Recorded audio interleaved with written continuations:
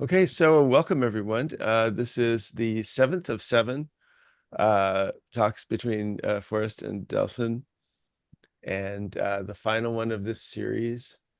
And last time I invited us all to consider the topic for today, which is creative collaboration, where to from here.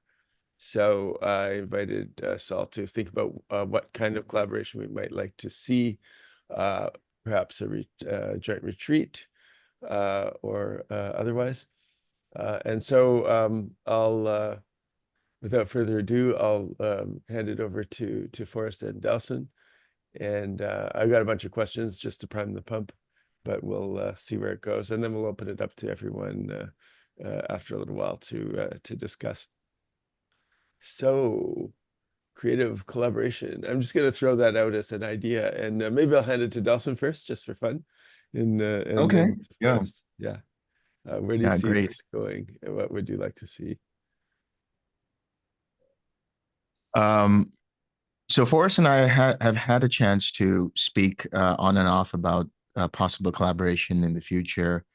I know there's a lot of um, overlap that happens between TWIM and Kriya because of the fact that ultimately it's all spirituality and it's all a process of meditating to get to those experiences. Um, I had a chance to read some time ago Forrest's book, Mastering Meditation, and it's uh, it talks a little bit about the jhanas. I noticed it talks a lot about the different formless states and so on. And I know when we got on a couple of calls, we did talk about possible collaboration, and I told him that he's welcome to use any of my talks or any other resources that he would like to for any future books. I know, there's a possibility that he might want to do a future book. So the collaborations, we could probably write a book together. We could do retreats together. We could do 3-day events. The sky's limit and is the limit. And for me, I'm a very big picture kind of guy. I remember when not so long ago we were doing a freedom of mind, which is the foundation I was with, the freedom of mind. What was it called, John? The town hall um, meeting. And I kind of gave a grand vision for, different things I want to do. I want to start a Jedi Academy, and I want to create like a whole, uh, place where people can come and meditate, do retreats, learn Sanskrit, learn Pali, neuroscience research, and all of that. And one of the things I want to do is possibly have a retreat on Mars at some point, and I think that's still doable. So for me, the sky is, just blown over. It's now space and, the next frontier. Space, the final frontier. Sounds great. Yeah. And Forrest, how about you? What do you have anything in particular that just leaps to mind when the topic is race? Yeah, I love it. And like Dawson was saying, it's universal what we're going into. And we use these forms because they work very well and they are, translatable. And that's kind of amazing. So I was studying, I was studying the body. So I was doing martial arts and I was studying the body. And at a certain point, I'm like, oh my God, it's just the body is the body is the body. So you've got two limbs here and two limbs there, and that's it. It's just, there's only so many ways that you can pull it apart. And it's a universal. And I was studying with Jeremy Brazelli, and he has so Jeremy Brazelli came and studied with Donan Jay, and he inherited this Shadari Yanagi Ryu, this martial art, which was not an easy thing, but for him it was quite easy because he'd already in his entire childhood he'd studied different martial arts, and from the very beginning he just kind of keyed into the similarities between the different arts that he was studying.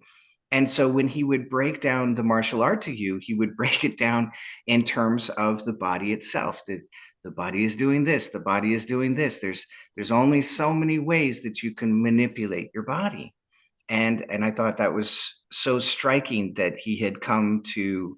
So I was studying the body from a healing standpoint at that time, and I was also lightly studying it from a martial standpoint, and he had already broken it down from a martial standpoint. And like, that's genius. It's just the same thing. It's the same thing in spirituality. And so I love the martial arts. So I'm sorry. I very often relate it to, like, they're so good at handing down a lineage, not all the time, because you've got kind of your McDonald's martial arts, right? So you've got your corner store martial arts. That's not the same. It's not the real thing. That's McDonald's, right? Then you want your fine dining martial art. And they are so good at passing it down completely. And so it's but okay, so Musashi said, Miyamoto Musashi, he wrote the Book of Five Rings. And John loves martial arts as well. So I know that. I love that. So Miyamoto Musashi, Book of Five Rings, he said, when you know the way deeply, you will see it everywhere. And so all the time I got students and they're going into what I'm saying and they get it. You know, they don't just hear it. They don't just feel it a little bit. They start to grok it. They start to really, that was a Herman Hesse word, I think, grok it, just really get it. Stranger in a Strange Land. He would come in and he would grok things. It was just this profound, deep understanding of something, right? And so they start to grok it and they're like, oh my God, Forrest, look, it's over here and it's over here and it's over here. And I know they've hit that point where you know the way deeply and you see it everywhere. And of course, Delson and I look at each other. It's like, oh yeah, of course, there it is, right? So for me, the greatest thing we're talking about, you know, how we have what we see inside of each other a little bit, and the greatest thing for me is the four Brahma Viharas and the four immaterial jhanas. Those two things, because I got a wonderful compliment from an amazing student. He goes, you are just really good at giving handholds. He's like, you're talking, and I don't even think you know how many handholds you just threw out. And this is kind of my passion, that I came into meditation and it's like, where are we going, guys? This is a freaking dark jungle and there's no lifeline. And they're like, just keep practicing. And that's like, you know, taking the guy to the edge of the jungle and like, your destination is on the other side of the jungle and just keep walking. You're going to make it. It's like, are you nuts? This is crazy. And I really felt that in my own time of seeking. And so I happened to make it to the other side of the jungle by luck and by grace and by a blessing. And so I'm like, man, we gotta litter this thing up with lines. You know, like when they go up the mountain and they leave the rope, and then the next guy uses the same. It's like, I'm not gonna die. I'm following the rope. This is good. And so I just, you know, we're gonna throw out. I'm of the mind that I'm going to throw out so many bloody ropes. There is absolutely no way that you're going to lose yourself. And like, you might lose yourself for a minute, but then it's like, oh, here's a line. Oh, here's a line. It's like, how many bloody lines did you leave behind? As many as I can. And so so my guru, he said, follow bliss. Shokji told me, follow bliss. It will always lead you in the right direction. And so I break that down a little more. So if you follow the bliss of the dorsal vagal, which is your own parasympathetic system, that gets blissful. The more that you contact it, the more that you play with it, the more that you get to know it, the more blissful it gets and the faster it gets. And So you follow that, that will take you up into the higher nervous system. Now you play with that, upper nervous system. And the more you do it, the more blissful it gets. And you're going to fall into what is the product of your left amygdala. You're going to fall into bliss, but it's not just bliss. It's love and it's joy. And woo, right there, look at that. We've already got a description of the Brahma Viharas. And so I saw the Brahma Viharas. I'm like, that's it. And so Delson and the systems that he comes from, they're saying, follow the Brahma Viharas. They will lead you in the right direction. Well, look at that. Here we have complete synchronicity. My guru said, follow bliss. It's going to lead you in the right direction. And the 4 Brahma Viharas are just a lifeline, this wonderful handhold. Yes, that's right. Just follow those and they will lead you in the right direction. And when I first, so I did the Big Bliss training, and it was, I recounted this experience where it was so much bliss, I couldn't get up. It was so much bliss. And so there's a potential there. You can encounter that much bliss that it's actually incapacitating. Somebody wrote to me, it's like, Forrest, you freaked me out on that video because there was an avalanche and I wasn't ready for it. And I'm really peaceful watching you. And then there's an avalanche and you freaked me out. I'm like, I'm sorry, but that's what it was like. It was freaked me out. It was so much bliss that the ego actually was afraid it was going to die. And so that's the overwhelming bliss. And then some people heard that and they thought, well, that's it. And that's the only thing. And that's not true. And so I had to start talking about that. And I said, well, no. That's just one experience. There's a million experiences of bliss in the dorsal vagal and also bliss in the higher nervous system, which leads you into the left amygdala. There's a million experiences of that. It's not a one and done. It's all these different experiences of that system, your dorsal vagal and the left amygdala, and how it expresses through your upper nervous system and your brain. And so the Brahma Viharas are a wonderful description of that. And so I just did a little talk, and we were talking with Diane, which is an amazing student of mine. She's had profound, so everybody's brain is different, and your access to different things is different. And the beautiful thing is that the body's a body. And so if somebody has that kind of access, the beautiful thing is you have that potential as well. And you might have to work harder for it. And welcome to the club, because everything that I have, I've worked my pants off for. So we were talking to Diane. She's had this profound right brain access. And we were talking about how things get more and more subtle. They get more and more sublime. And that's exactly what the 4 Brahma Viharas are talking about, that it started here, and then it was really nice, and then it got better, and then it got better, and then it got even more better. It got more better. It got even better and more sublime. And so beautiful, beautiful handholds. And the yogis talk a lot about absorption and samadhi. And thanks, Scott.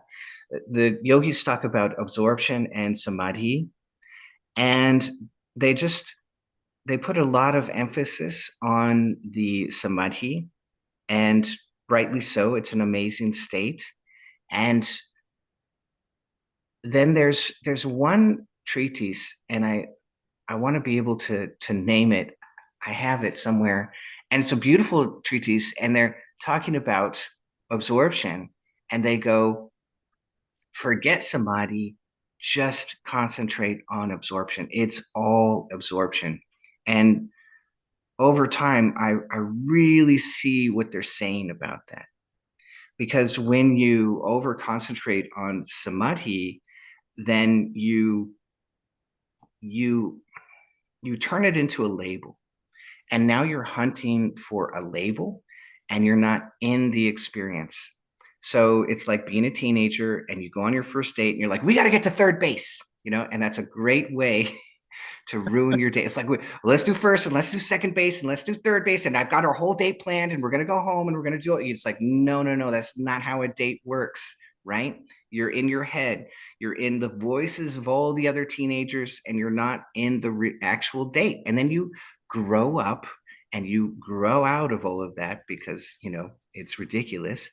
And so you grow up and you start actually dating, and you start, what's so great about this is I'm here with you, and you start being in the relationship. And for the yogi, that being in the relationship is being in the state of absorption.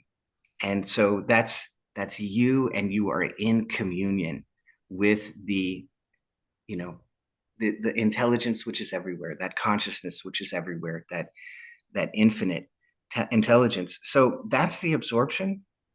And as beautiful as all those descriptions are from the yogis, I haven't seen them break it down. And then I saw the immaterial jhanas, and I'm like, oh my God, they freaking broke it down. This is a handhold. This is a lifeline. This is amazing. This is a progression, and it's beautiful. And I started having students go into samadhi, and I noticed something quite profound. Very, very often, the first samadhi that someone will encounter when they're going very deep will be a samadhi of spaciousness. And I thought, well, that really lines up with the four with the four jhanas, with the four immaterial jhanas. That lines up.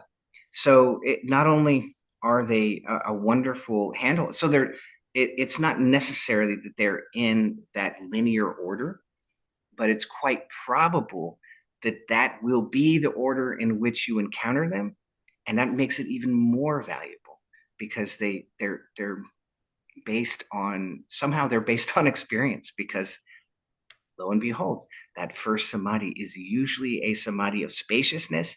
And when a yogi comes to me and they tell me an experience, and I go, oh yeah, that was a samadhi, I verify it for them. When they do that, and it's not a samadhi of spaciousness, it's the first one they're telling me about, the first thing that goes through my mind is, I bet they had another one and they didn't even know it was a samadhi. And that will happen. You'll be in a state, you're like, I don't know what this is. And and it was a samadhi. So very cool. So those two things have been really amazing to see inside of Buddhism. So I really appreciate both of those, and now I use them all the time. So I love them. So, and collaboration, of course, yeah, I love all of it. So definitely. Very cool. I remember Delson, when you were here in Japan just over a year ago, and I saw you teaching the Kriya Yoga to us individually. And this idea that in Buddhism, in some forms of Buddhist meditation, people talk about the dark night and the dukkha jnanas, or these stages of suffering, or so on. And I think, Delson, you were talking about how people get close to the cliff, they get close to a cessation, and then sometimes we'll sort of pull back and feel kind of afraid that we're going to lose ourselves, as Forrest has just said. And how the Kriya Yoga practices can be really helpful in sort of combing out or soothing out those jitters as we sort of move into these deeper states. I wonder if there are other areas where you've found that the collaboration and the interaction between what you practiced before and what you've learned from Forrest has sort of offered new tools and new ways to approach things. Well, even just the, let's say the so-called preparatory processes, even before you actually do Kriya Pranayama, which is to say Navi Kriya. That's the main thing that I was introducing to people, especially during the interviews. You were obviously privy to that since you were, kind of just shadowing me. And a lot of people were, as you said, well, not a lot, but, a few people, relatively speaking, were experiencing that precipice in which they dive deep, and there was a resistance from the ego and a fear and all these other unpleasant sensations. And so what did I recommend to them? I recommended they do Navi Kriya. And Navi Kriya, especially before you start your practice, before you start the meditation, um, it soothes out a lot of things, even on the physical level, in terms of even the digestion or that whole, process. Um, the way I would look at Navi Kriya also is it's not just physical digestion, but it's digestion to be able to absorb and digest or be nutrified from the experience itself. And if we're resistant to any new experience, whether it's overwhelming bliss or anything else that we're uncertain of from the egoic standpoint, then there's a resistance and there's indigestion from that. So Navi Kriya, because it directly works on the Manipura chakra, which is all related to our fears, our self-worth, our sense of having a place, in this world and so on.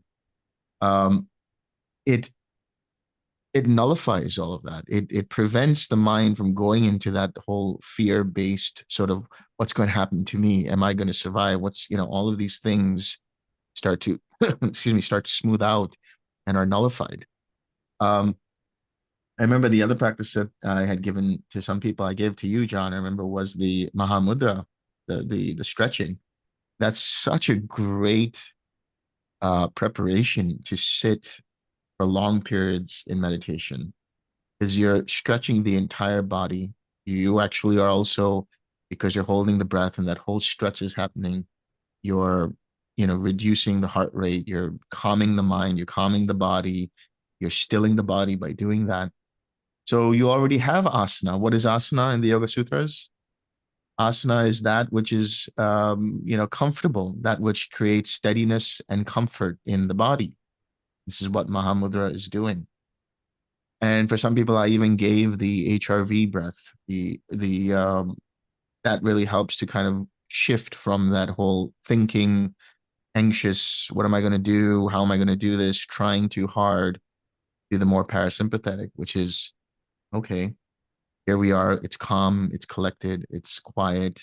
And there's some, good pamoja, as we would say in the Pali, which is gladness, which then translates to, joy, which then translates to bliss, and so on. So there's, like I was saying earlier, there's so much overlap that can be utilized between the immaterial states of the jhanas, the ayatanas, as they're sometimes called, and the preparation of the first part of Kriya, where you're doing all of these elements in order to bring the body and mind to a level of comfort and steadiness so that it can go deep in meditation. And there's other things also, and this is the beauty of the whole spiritual practice. If we limit ourselves to one school, or let's say one so-called tradition, where we have the keys to the kingdom and nobody else has it, then we're all screwed. If that's the case, then we're all screwed, So, but the reality is, yeah, but the reality is that there is things of benefit to be found in all traditions. And like Forrest was rightly saying, when we start to see for ourselves that experience, the lens of that experience allows us to see everything from there. It's like I recognize that. I see that. When I was much, much younger, I remember there was this movie that came out. What was it? Quantum of Solace or something, the James Bond movie. I never saw it. But there was a line, and I can't remember the line, but I remember speaking with my teacher who took me to the Himalayas. And he said, when you unpack the Upanishads and when you unpack all of this experience, everything becomes that. And so even dialogue from a movie like that James Bond flick, there was some piece of dialogue that just unlocked for him, like, yeah, that's what it is, right? It could be anything that you're seeing, a movie, a TV show, listening to music, and this is synchronicity at work.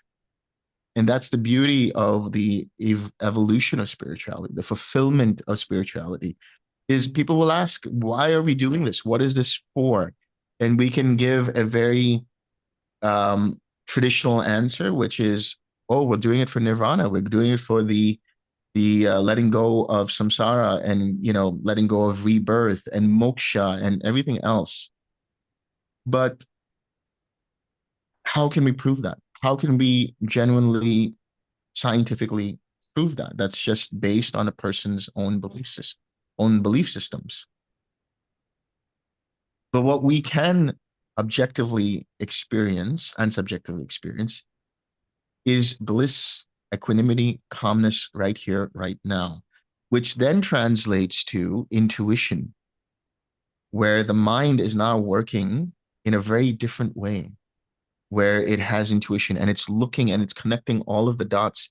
Like you're now starting to read and unpack the messages from the universe or from existence or from the higher self, whatever you want to call it, God consciousness, and so on and so forth. You're starting to live in a life that's filled with magic, like real magic. And that is another form of moksha. That is jivan mukta. That is liberated while living. You are living on cruise control. Everything is going the way it's supposed to. Everything is unfolding. Even all of the bullshit that comes in, even all of the nonsense that's coming in, even all of the hatred that you have to face, all of that is seen as, you know what? There's no two there. It's all a reflection of me, but not the tiny me. It's a reflection of the universe. It's the reflection of whatever you want to call it. The awareness with the big A, consciousness with the big C, God with the big G, whatever it is. It's all me. I am the source of all of that. So you are playing the Leela. And that's what synchronicity is. You're playing into the game, the simulation. Now you've transcended.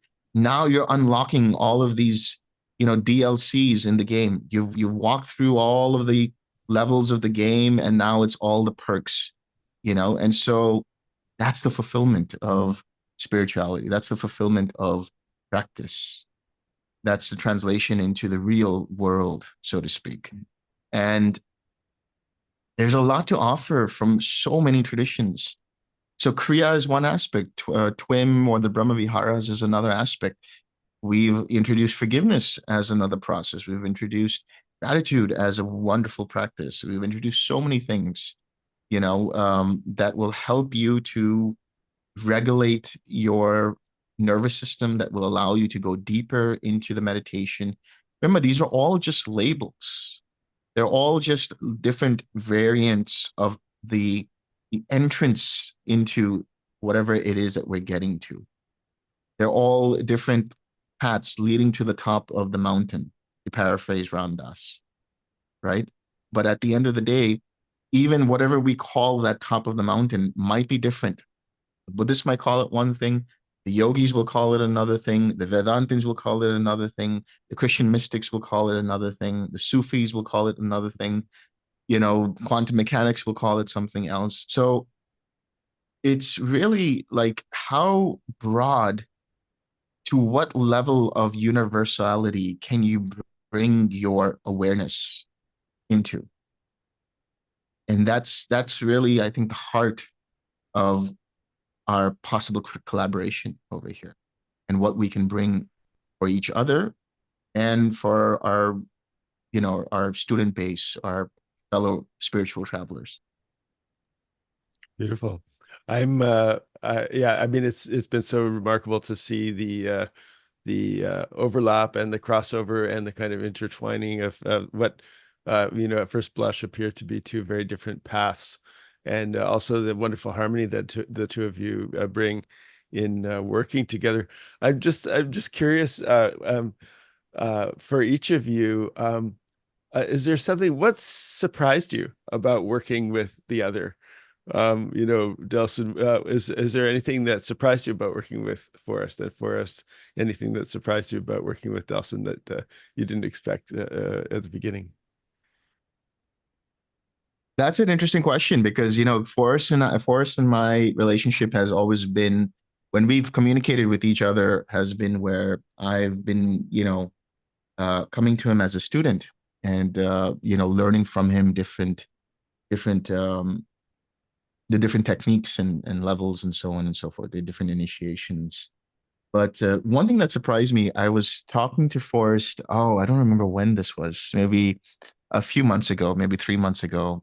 Time is relative anyway. But it was whenever our last private conversation was there, and I was very much exploring something called Sri Vidya, which is the path of the sacred feminine, the divine feminine.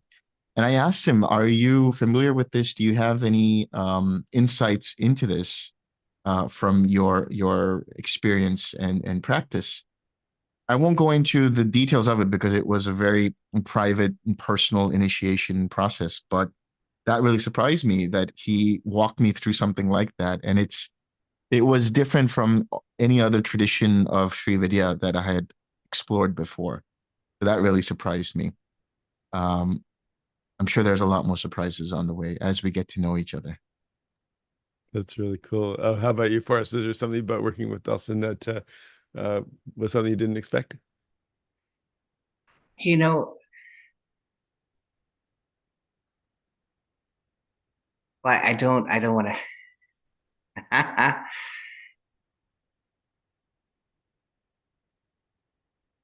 It's Delson's sense of humor, which I really love, and his naturalness, and uh,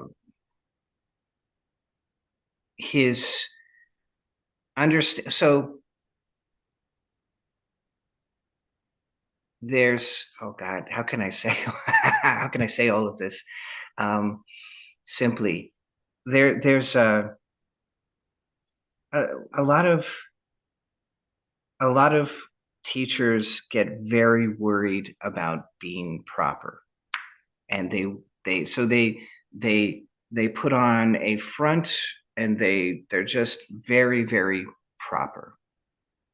And Delson and I have thrown that away. It's like, so I'm supposed to wear this robe. Okay, here's the robe. Okay, throw it away. It's not. It's very natural because you actually know what you're doing, and when you know what you're doing, you understand what is right and what is wrong.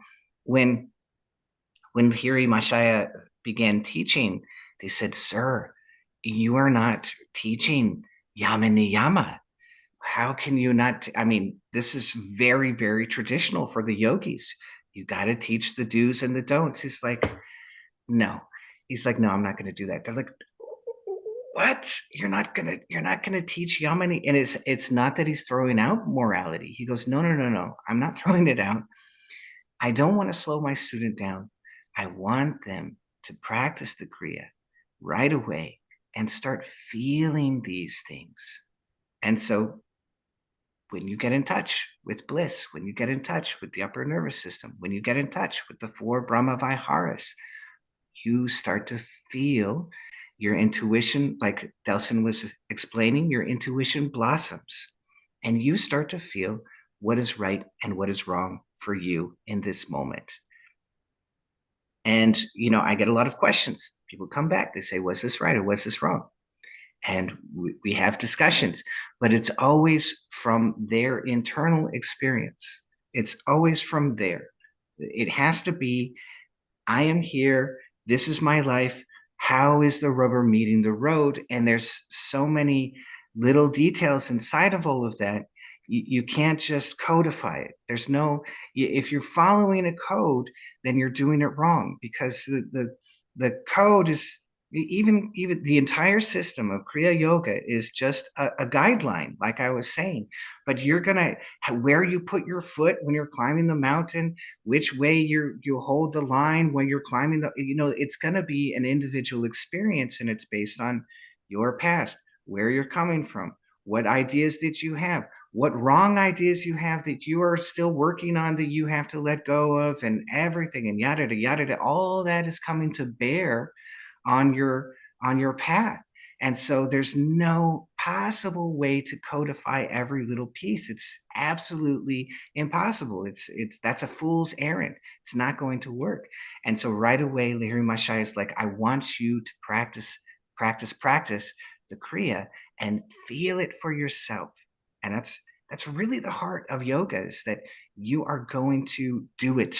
We're not going to philosophize. We're not going to fill you up with dogma. We're not going to, it's not, we're not going to build a castle in the sky. That mental idea, that left brain concept, it's just a castle in the sky.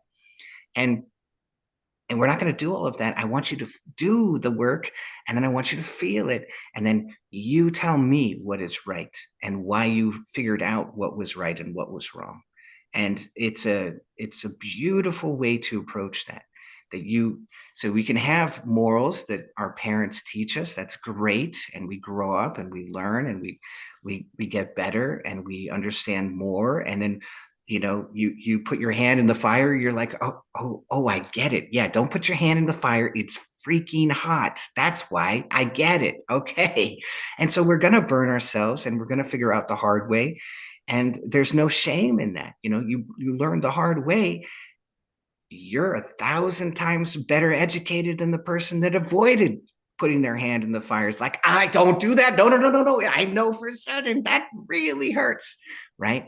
And so all of that is part of the experience. And yeah, anyway, back to Delson. So his naturalness, it surprised me how wonderfully natural he is in every circumstance. So he has his system, he has his learnings, but it's very, very natural, and he's always connecting it back to his own experience, and that's just gorgeous. And then lately we've been sharing memes, and oh my God, I love memes. If you want to hit me with a funny spiritual meme, send it to me day or night. I love memes. And so it's just it's my version of one of my versions of, I have a million versions of all these things. But it's one of my versions of cute baby. When you see a meme and you laugh, I mean, you've just hit the left amygdala, and maybe it's that long, but sometimes I'm rocking from a meme, and it just lasts and lasts, and I'm dying over here. And I love that. I love that. So we've been sharing memes and just lately, and oh, it's hilarious. It's so that's great. so good. Yeah. Yeah. Yeah, I love that seal one, Forrest. That was a good one. The seal That one, was a remember? good, Yeah. yeah, the It reminded seal. me. So Yeah. so cute. And so I shared a picture of a seal, and then Delson just sent me a seal, and they're explaining why they slap their belly. Right? Is that right? That was Yeah, just, that's oh, it's right. crazy. It's great. So those ones, and we also share the funny ones, the jokes, and just spiritual jokes are hilarious. And then you get to laugh at yourself, which is awesome, because if you take yourself too seriously, oh, that's very akin to pride before the fall. So any Mm. chance you've got to laugh at yourself is awesome. Now I have to ask, why do the seals slap their bellies? Oh, They're proud of their fat. They're like, look at yeah, all this fat. I got all this fat, and that's right. for them it's survival. So it's like, you, you know what that's like? It's kind of like when starvation was more prevalent, then the ladies having weight was seen as more attractive. Now we're in a more fit consciousness, but you look at some of those old pictures and they're quite voluptuous, and it's on purpose, because they Yeah. that was more attractive, because starvation was more prevalent. So yeah, so the seals know that. They're like, oh man, look at this, look what I got, I'll have to send it over to you, John. You'll have a look. Yeah, I look forward to that. Now that I'm on my fasting kick, I'll save it for later. So yeah, I mean that's interesting, the role of humor in spirituality. That I mean, both of you have pointed this out, that it's you get people who are somehow, it seems like their solemn approach seems a little brittle or a little forced or something like that, and so it's always such a joy to see the two of you laughing together. Yeah, I love that. I really love that.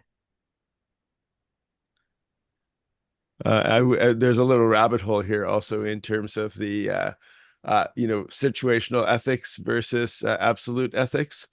And I wonder if you touch on it just for a second, because I do see that as something that's quite, I wouldn't say unique, but that's very refreshing in both your teachings. And just this idea, I mean, Delson, you often talk about uh, um, Krishnamurti, and you've had Krishnamurti moments, and he was famous for saying that truth is a pathless land. But at the same time, even though it's a pathless land, we're always sort of like in retrospect creating new pathways through this uncharted areas of this territory. So I'm curious if you um, have something to say about that. Yeah, well, a couple of things. I mean, about the ethics, and then just this whole process. Like every tradition has its own set of ethics, and they're based on the findings and revelations, let's say, from that particular founder's practice, or going up into the mountain and getting the Ten Commandments for one, or Jesus talking about love yourself, love your neighbors as you love yourself. But I always say, how can you do that if you don't love yourself? And we're in an epidemic in the world where a lot of people are not able to love themselves. So how can you expect them to love their neighbors? So it starts with you.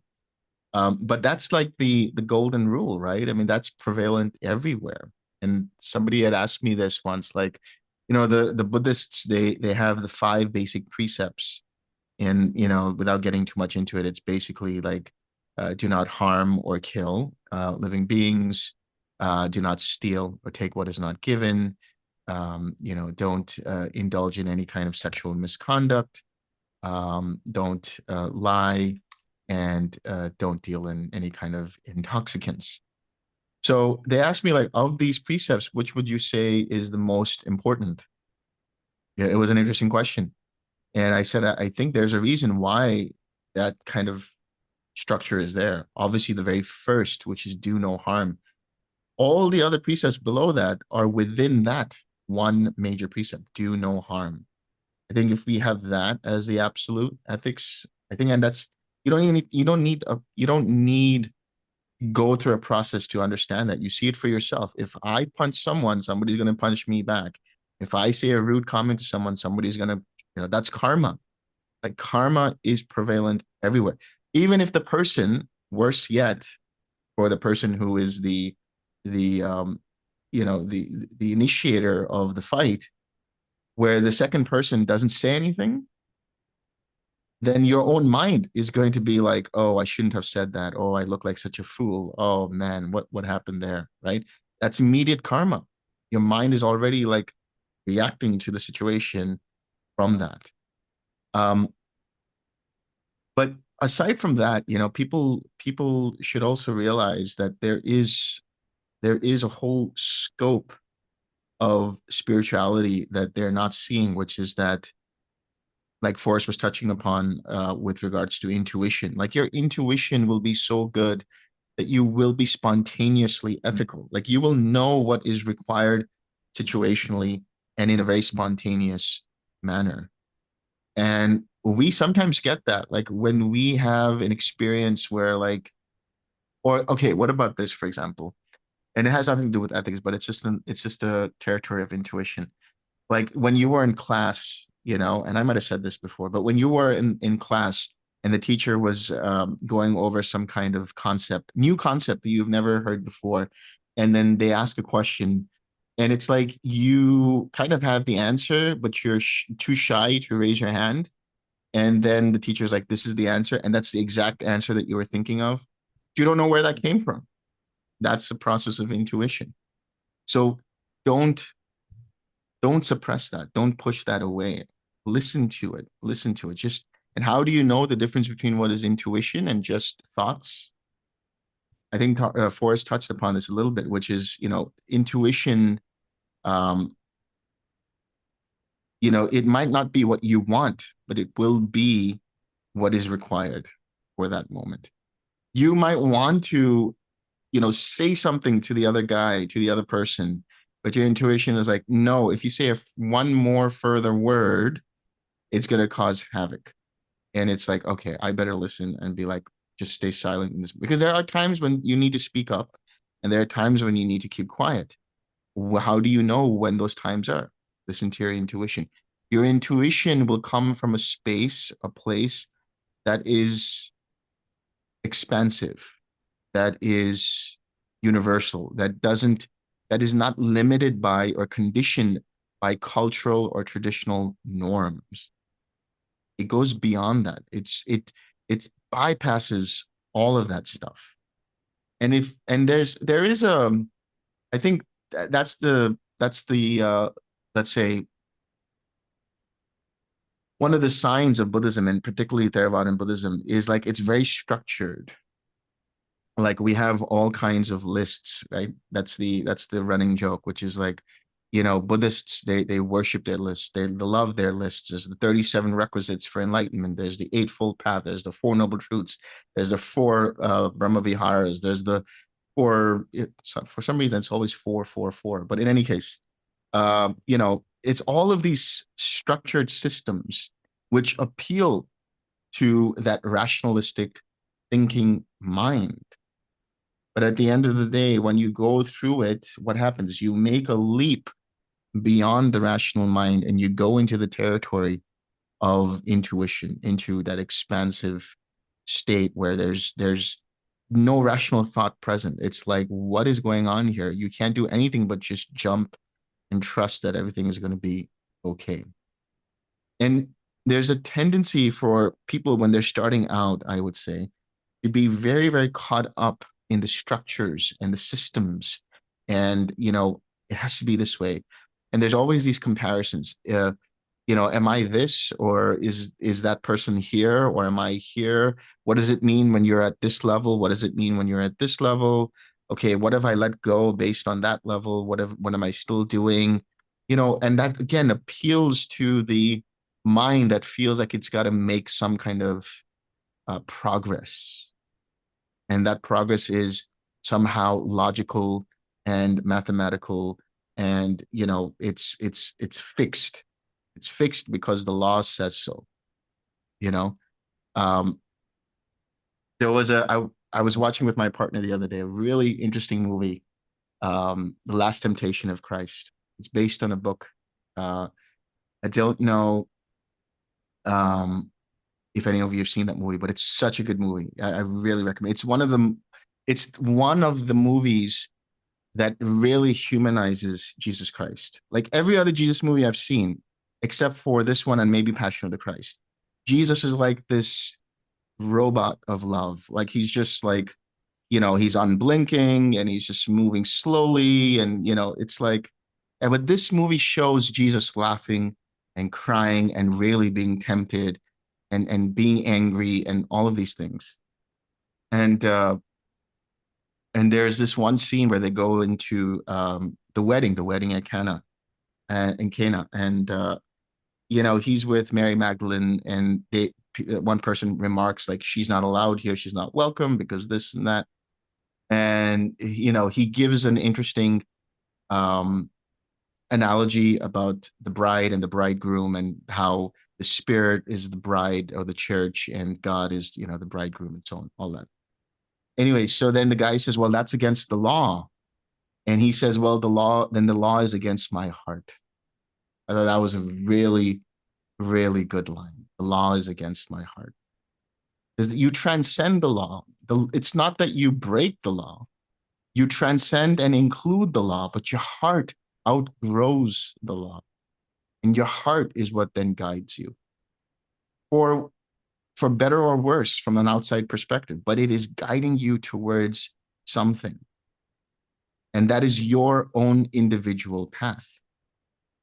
This is why I see it, that truth is a pathless line, because everybody forges their own path. At some point, people are welcome to continue from the law. They're welcome to continue from that particular perspective.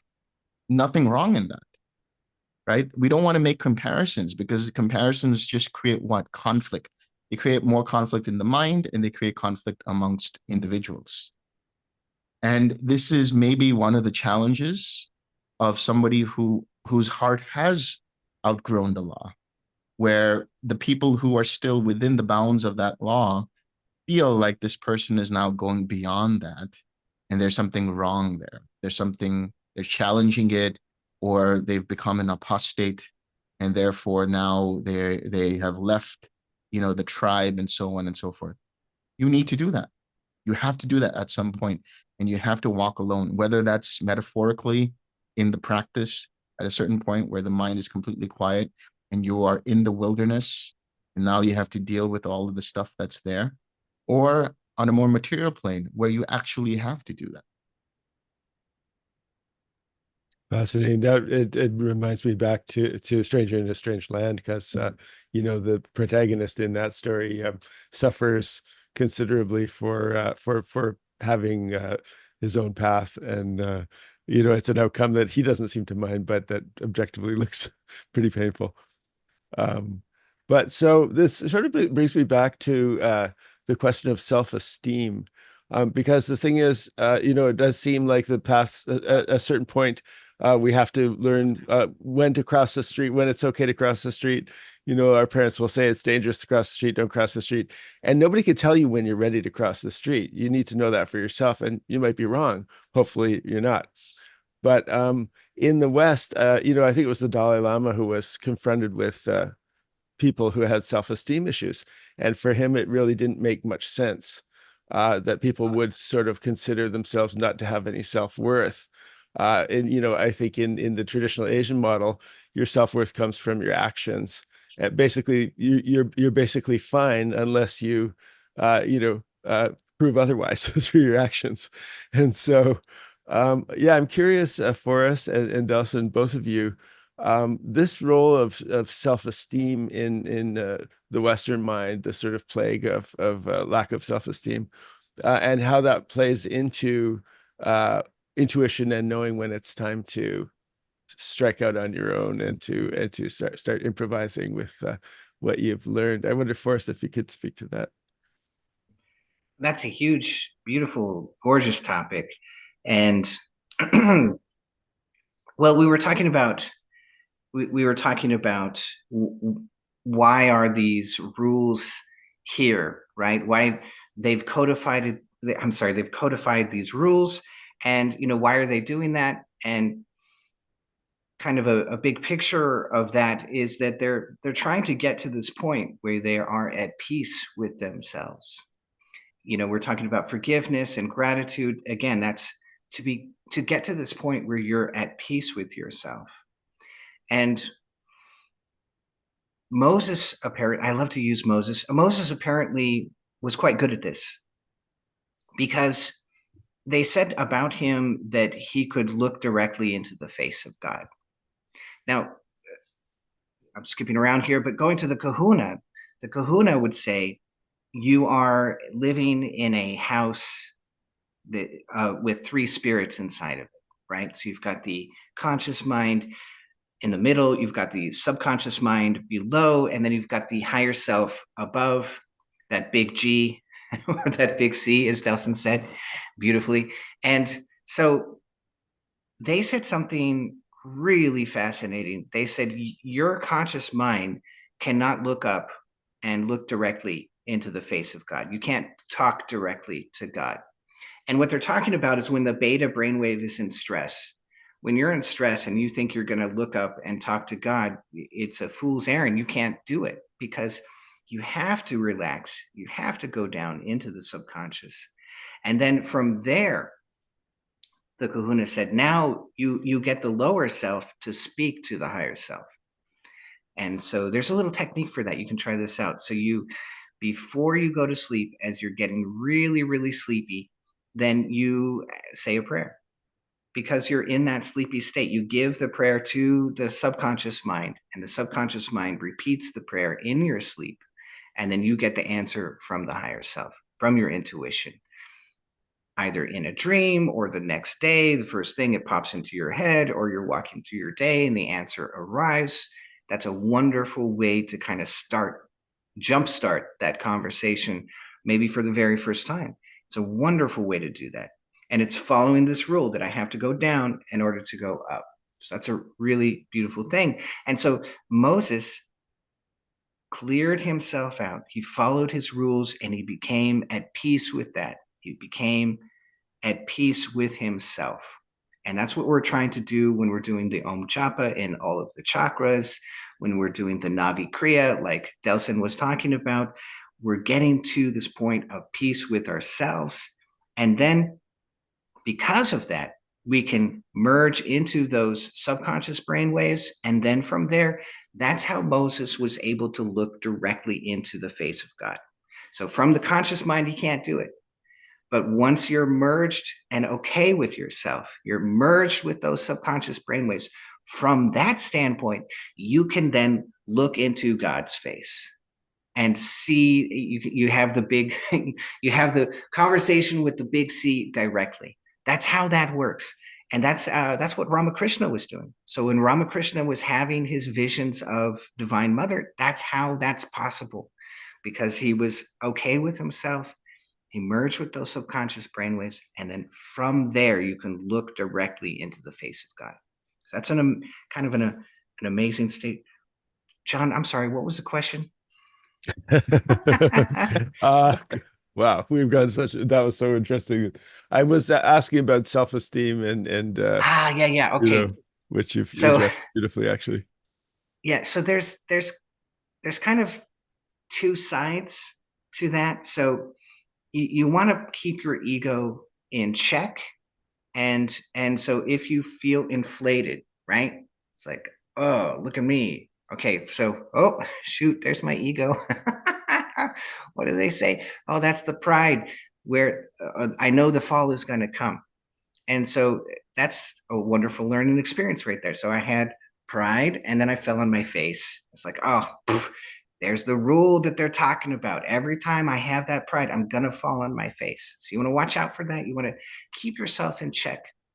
And then, so I usually almost always meet the student that has kept themselves in check so far that they're just eating away at their ego constantly, and they can't even raise their hand in the class, and so that's too far. And so I lived with a bunch of monks for years and years, and there was an epidemic of false humility. And it was, you couldn't, I remember, this is how far the epidemic was. I was in a very loose, easy conversation with some senior monastics. They'd been there for years and years and years, right? And so Yogananda, in his literature and in his lectures, in his writings, he's talking about power all the time, right? And so I dared, in this conversation, I dared mention the word power. I'm like, I'm like, blah, blah, blah. That's going to make you powerful. And I meant like spiritually powerful. I dared say the word, and it was like, oh, he spoke the unspeakable word. They literally freaked out. And I'm like, that is, and I'm just thinking, my mouth is shut. Like I'm being, these are my seniors. I'm being respectful. I kept my mouth shut, but inside I'm just like, this is nuts. Why did it wasn't like a little bother. They looked like I had, I said I was gonna, I don't know, rob the liquor store or something. They just couldn't handle it. It was weird. I'm like, what is going on? And it was that false humility. It was just this constant, I have to be the little shape that everybody, here's the cookie cutter, and I will fall inside of the cookie cutter, and I won't put a pinky outside the cookie cutter. It was this false humility. And I had so much of that I can see like false humility walking down the road 3 miles. Well, there it is. I had so much experience of that. And so I really asked myself, how can I not do this? Because I understand the value of humility, and I don't want to, I understand, I know what pride is. I know what falling on your face and pride looks like and feels like. I know that. Yeah, that's happened. And so I don't want that. I do want humility. And yet, how can I do this? Triyananda was a delightful monk, and I never met him. And I don't wish that much. I don't want to be reborn for this or anything crazy like that. But I wish that I could have met him. And I kind of did through all of the stories that everybody fed me. And so Triananda, he said, he was he was at the lake shrine. He kind of had the lake shrine all to himself, and he was doing a lecture there. And he walks in. He's got this outrageous French, I believe it was a French accent. He goes, "Oh, I am writing a book on humility, and how I attained it. It's going to be a very big book." So great. So great. I heard that story. I've been living with these monks for so long, and I fell over. I fell over in laughter. It was so hilarious. It just all these years of watching this false humility, and Triananda's joke just floored me. I fell right over. And it's so true. It's so true. And so my answer was, what if I'm just honest? You know, I'm good at some things. I'm bad at some things. The things that I'm good at, I've worked hard on them. The understandings that I have, I've worked for those, and there's plenty that I'm not good at, and there are things I may never know in this world that other people come. I'm like, oh my God, that's so fascinating! What an amazing history that you have. We were just on a satsang yesterday, and I invited Kawil. Kawil is in South America. He's got all this shamanic experience being in South America, and all the things that he's done. It's just fascinating. It's just amazing. And we were talking about his friend who's a Bushman. And so if you look on that posting, there's a little website, and you can check out this Bushman who's been living it's like being Crocodile Dundee and getting to meet those people. It's so cool. So if you can check out, in South Africa, you can check out his website, and my student is the one who helped him create his website and make his little logo and all that stuff. So it's very, very cool. And so again, back to Musashi, once you know the way, you see it everywhere. And I just love all of that. It's very, very cool. So there are all these things that you can't know all of these things. But so there's things that you're bad at, and there's things that you're not good at, and then there's things that you're very good at. And what if I'm just honest about that? And so when I see that my students are good at something, I will tell them, you're good at that, and you should know that, and you should be okay with that. And so all of this is being okay with yourself. And you don't want to be so strict with yourself that you can't. What we're trying to do is, your ego is a mask, and realize that this idea that you're going to kill it, I don't think it's a healthy idea, because people take it too far. So maybe a better way to describe that is that you have a mask and you're going to use it. And so being very scientific, this is your left brain processes. And if you're going to continue to drive a car, guess what? You need those. Those are going to be at play for the rest of your life while you're driving a car. If we just come in like, what was it? Ramana Maharishi, and we feed you rice every day with our hand. If you're in that place, well, then maybe you don't need to worry about it. But otherwise, you're going to need your ego for quite a while. And so what are we trying to do with it? We're trying to take it and wash it and wash it. And this is the Om Japa. This is the Navi. This is the getting into the low idle state. This is contacting the four Brahma Viharas. All of these deep states. That's when you touch a deep state, that's a higher self therapy. So first we do the therapy just to get to that point. And then you touch the higher self, and now that higher self is blessing you from the other side. So you're hitting yourself, you're hitting that ego from both sides, which is nice. And so that's very powerful.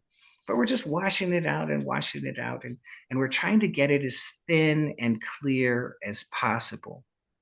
And so I think I said not too long ago that sometimes I feel like I'm a cup, and I want to keep, Forrest, the shell of that cup, it's going to stay there. It's not going anywhere. And I'm just trying to get him down to the dregs, but I don't think that those dregs are going to be gone all the time. I don't expect them to be gone. And then I do a little Om Japa. I get those dregs out of the way, and then the higher self comes in, and now the cup is full. And it's not about Forrest anymore. It's about the higher self, or the big C, whatever you want to call it. Again, we're not, this is the pathless path. It's not about a bloody name. It doesn't matter.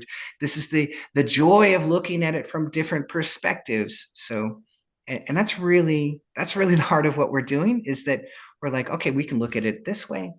And then we're like, oh, what if we look at it this way? And what if we look at it from this angle? And you get all these different angles. And then for you guys, and even for us, it just goes, oh my God, it just clicks into place. And you're like, oh my God, you said it. Somebody, Julia's here. She goes, you said it a million times, and then you said it one more time, and oh my God, I got it. It was, so that kind of thing happens all the time. But anyway, back to the ego, we're just trying to get it really thin, because you're going to continue to use it. Now you're going to leave it, or you're going to wash it out so completely that it's barely there in deep meditation. So a very deep absorption, that ego is down to nothing. And the freeze response is really, really helping you in that. The freeze response is wiping it out till it's just barely there. So I love this state where I feel like the body is ghost-like, it's just barely there. And then it will wipe. So there's another state I've mentioned where you feel like you're just your head, right? So the whole body down below is gone, and you're just this little box. And I wrote to Ashok, and I said, I'm just a box, like over and over and over again. I'm just a box of the skull. And he wrote me back. He goes, there should be nothing, no box, nothing. Let it all go. It's nothing. And I'm like, okay, I love it. Yes, keep going, just keep going, and there should be nothing. And so, that's getting yourself really down to nothing. You're letting go of yourself wonderfully. So you're going to do all of that in deep meditation. That's all correct. And then you're going to come back to yourself. And when you come back to your ego, and when you've been in, this is really cool. You touch the right brain. You touch these really deep states. And then you come back to yourself, and there will be a feeling of being reborn. So if you ever feel that way, like you come back to yourself and it's like, oh man, I'm as new as a newborn baby. I'm like spring over here, man. This is amazing. When you feel some of that, it means you were successful, and you touched the right brain very, very deeply. And you're actually feeling some of that return of the energy in your brain going into the left side of your brain. And it will feel as if you're being reborn. And so you see in Christianity, and you can also see it in India. They call it the twice born. What is it? The Divaji Dvija. or something? Yeah. What is it? The Dvija. Yeah. Dvija. That's it. Yeah. Twice born. So it's universal. They have the same experience. You're going to be reborn. And so that's what the Christians are trying to symbolize in the baptism, that you're going to go into this very deep state and be baptized by that state, and you're going to come back out of it, and then you are reborn. It's a brand new you. So anyway, that's what we're trying to do with the egos. We're trying to get it way down, but there's still, self-esteem. So you align yourself with that, and you say that you get very comfortable with yourself. Maharishka said this as well, that when you keep going, you should, and she's saying this is a sign that you're on the right path. You get very comfortable with yourself. It doesn't mean proud. It doesn't mean I am certain of myself, but you're like, this is working. I believe in this. This is correct. You get very comfortable with yourself. And that's what I was trying to say about Delson. Delson is very comfortable with himself. And I love that. And it tells me a lot about him, that this is real. This is I am doing this, and it's very, very comfortable for me. I don't have to put on an air. I don't have to put on this. I don't have to. No, it's just this is the way it is. You become very comfortable with yourself. Maharishka, a wonderful teacher. She'll get these Vedantaists that come, these Vedanta practitioners. Oh man, she just rips them apart because they're doing it wrong, right? So they have two things that go wrong. So one is they will just build a castle in their sky and they're like, this is it. This form in my head is reality. She's like, no, no, no, no, come back down. and then people will get, they'll have a deep experience, and they're kind of like the tragic, what do they say about the artist, that they have this tragic artist syndrome. And what's happening with those artists is they will go way up and they'll taste something very inspirational and they'll put it into their music or they're putting it into their artwork. And it's like, oh my God, I've tasted heaven. But they did none of the work. They did none of the Om Japa, the Navi, none of that. And so they just fall back down and it's hard. They crash. And that's the tragic artist. And so that's what Shokji was telling me about in polarity. I did a talk on polarity once upon a time. And so yeah. But when it's all correct, when heaven and earth come into balance inside of yourself, then it. So anyway, Maharishka, she sees that and she's like, you didn't come back down to earth. Surrender, let go. And it's like it's like, so everything that they ask her, she's like, oh yeah, you just come down here, you surrender and you let go. So tell her something else. It's like, yeah. So the answer is come down, come down here, surrender and let go. She's great. She's beautiful. Very, very wonderful. But yeah, it becomes very, very natural. And so what is that self-esteem for the yogi? I think it's following your intuition and trusting in that more and more, that you build up your confidence. And it takes time. It's at first, like Delson was saying, you'll hear your intuition. You're like, I don't want to raise my hand. I don't want to put myself out there. And you keep, so then you try it one time and then you try another and you start to rely on it more and more. It's like, oh my God, this is kind of working. This is good. And so you build up that confidence over a little bit of time. So it's not instantaneous. And then while you're in that confidence, I think it's okay to check yourself. It's like, is this correct? I think this is correct. I think this is correct. And that keeps you noticing. So you're not like, oh, this is correct. And then you just run off and you're blind. It's like you're paying attention. You're there and you're still noticing. Is this correct? I think this is correct. So we're just going to run with this for now. And is this correct? Yeah, I think this is. So you're constantly checking like that. So you're still following your intuition while you're in your intuition. Beautiful, beautiful, great.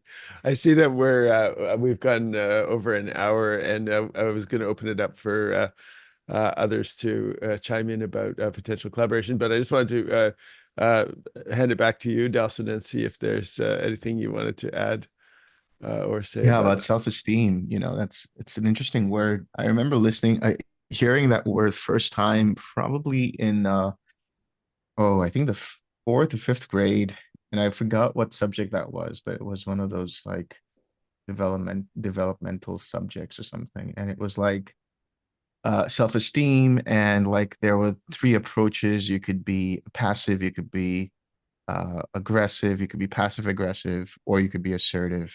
When you said self-esteem, that's what me there. But that's what Forrest is talking about with regards to the Om Japa and things like that. It's literally cleaning, right?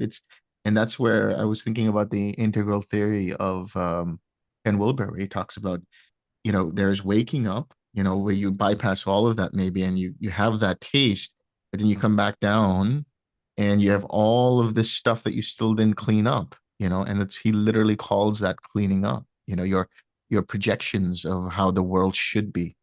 And I've spoken about this to, my fellow meditators about this, which is like, there's three levels of expectations of life in general that cause us a lot of suffering. One is expectations that we have of ourselves, expectations that we have of the people around us, and then expectations of the world at large. And the expectations that we have of ourselves actually is conditioned more in part by, our external conditions of our family, our parents, all the inner critics that we have and the dialogue and everything is all of the stuff that we've grown up listening to, either from our parents or our teachers or our friends or peers or whatever.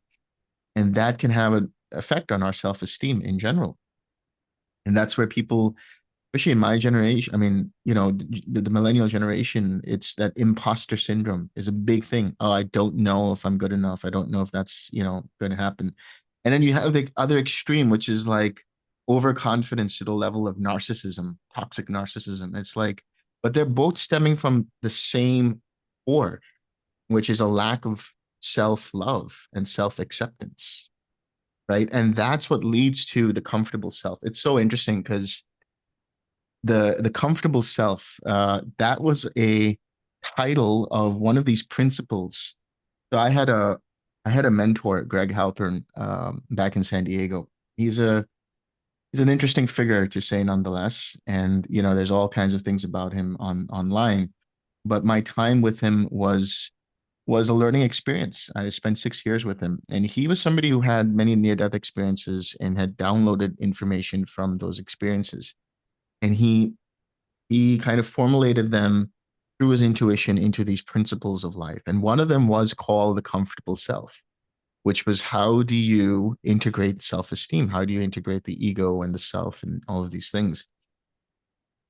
And one of the things I remember he used to always tell me as a mentor, it's obviously very good advice and it's very sound advice, and it's probably advice you guys have already heard, but it's great advice nonetheless, which is, the moment you start believing your own press is the moment, that's the beginning of your downfall. That's the beginning of when, okay, now, as soon as you do that, and if you can catch yourself getting enamored by, oh, I'm such a great teacher, or I'm such a great student, or I'm such a great meditator.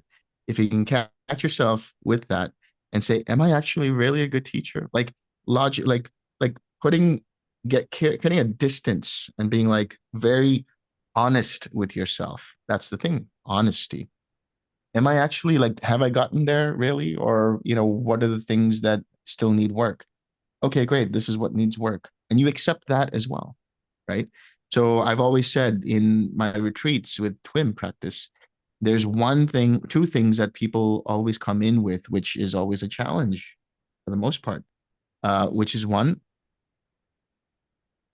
a lack of self-acceptance.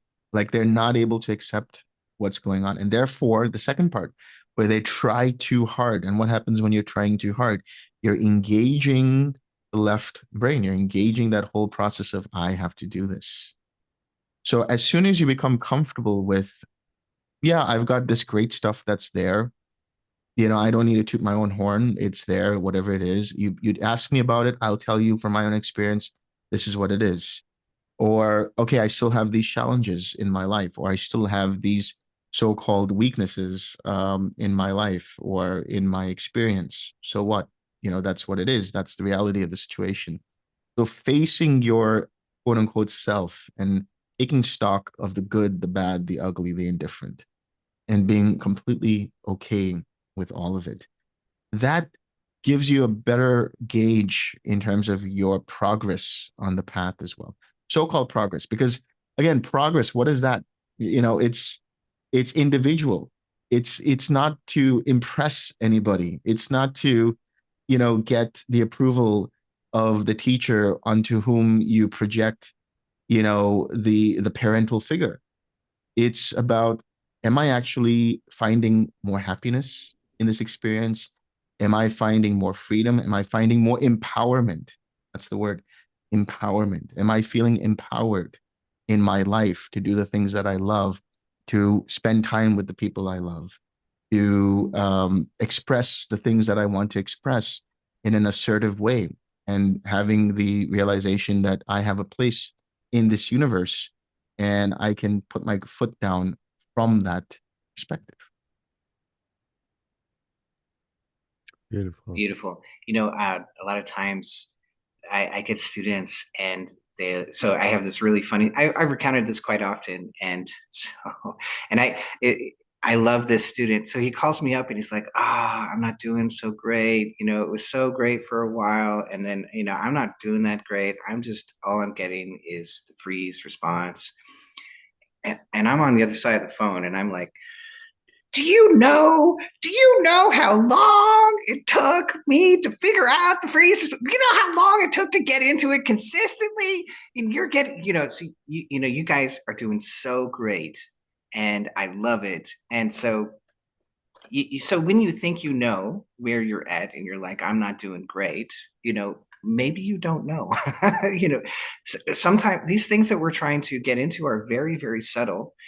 And so you don't always recognize how great you're doing. Sometimes it takes quite a while. And so here's a funny story. The very first time I had a samadhi, it was in the ashram, and I wrote about it in my first book. But when you read that chapter, I'm talking about pratyahara. And so I did not understand that that was a samadhi. So it was the first, because I thought pratyahara was a much deeper state than what it is. It's the freeze response, and it's a gradual reduction. But all the writings which I had read and studied, especially with Yogananda, they talked about it like it was a switch, like it was on and then you turned it off. And so that's more like what the samadhi is like. You're going along and then you hit this state and it's completely different. And I'm like, oh, well, that was the complete sense withdrawal, finally. But no, it didn't have bliss.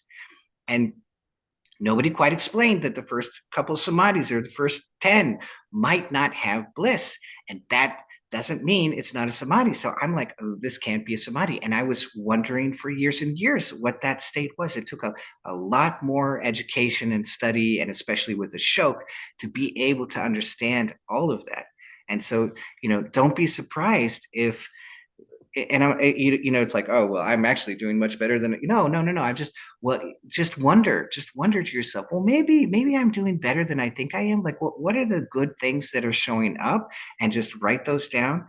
And by the way, when those good things, I mean, even if it's just my hands are hot and heavy, if you can just sit there and enjoy the very beginning of your parasympathetic system, and you soak that in, and you become the holy potato, and you just soak it into yourself, right? Like the pot, like you got the potato in the pot, it's just soaking up all of the soup.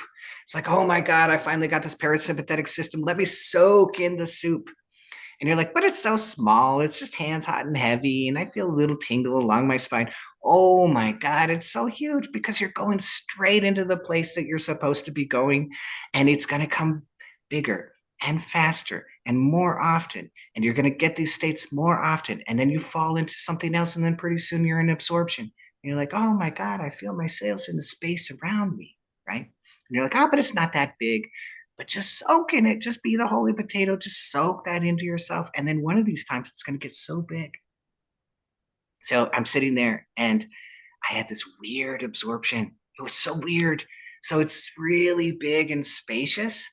But then in the spaciousness, there were these currents of bliss. I'm like, this is so weird, because I don't feel like those currents all the time. It's like it's one thing or it's another thing. But no, it was space.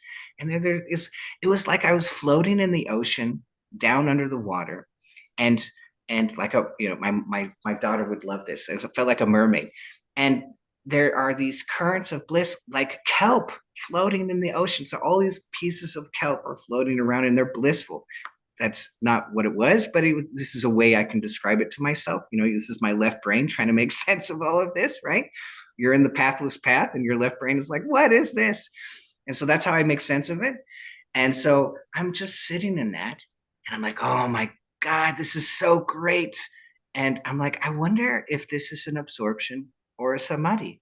And so I looked way down because I felt so big. It felt as if I'm looking way, way down, and down at the bottom of the pot, there's Forrest. Like, oh, the potato's still here. Okay. And I'm the potato. And then that went on, I don't know how long. And then I'm like, I wonder, I had it. It's not your yakety yak mind. It's not the manas mind.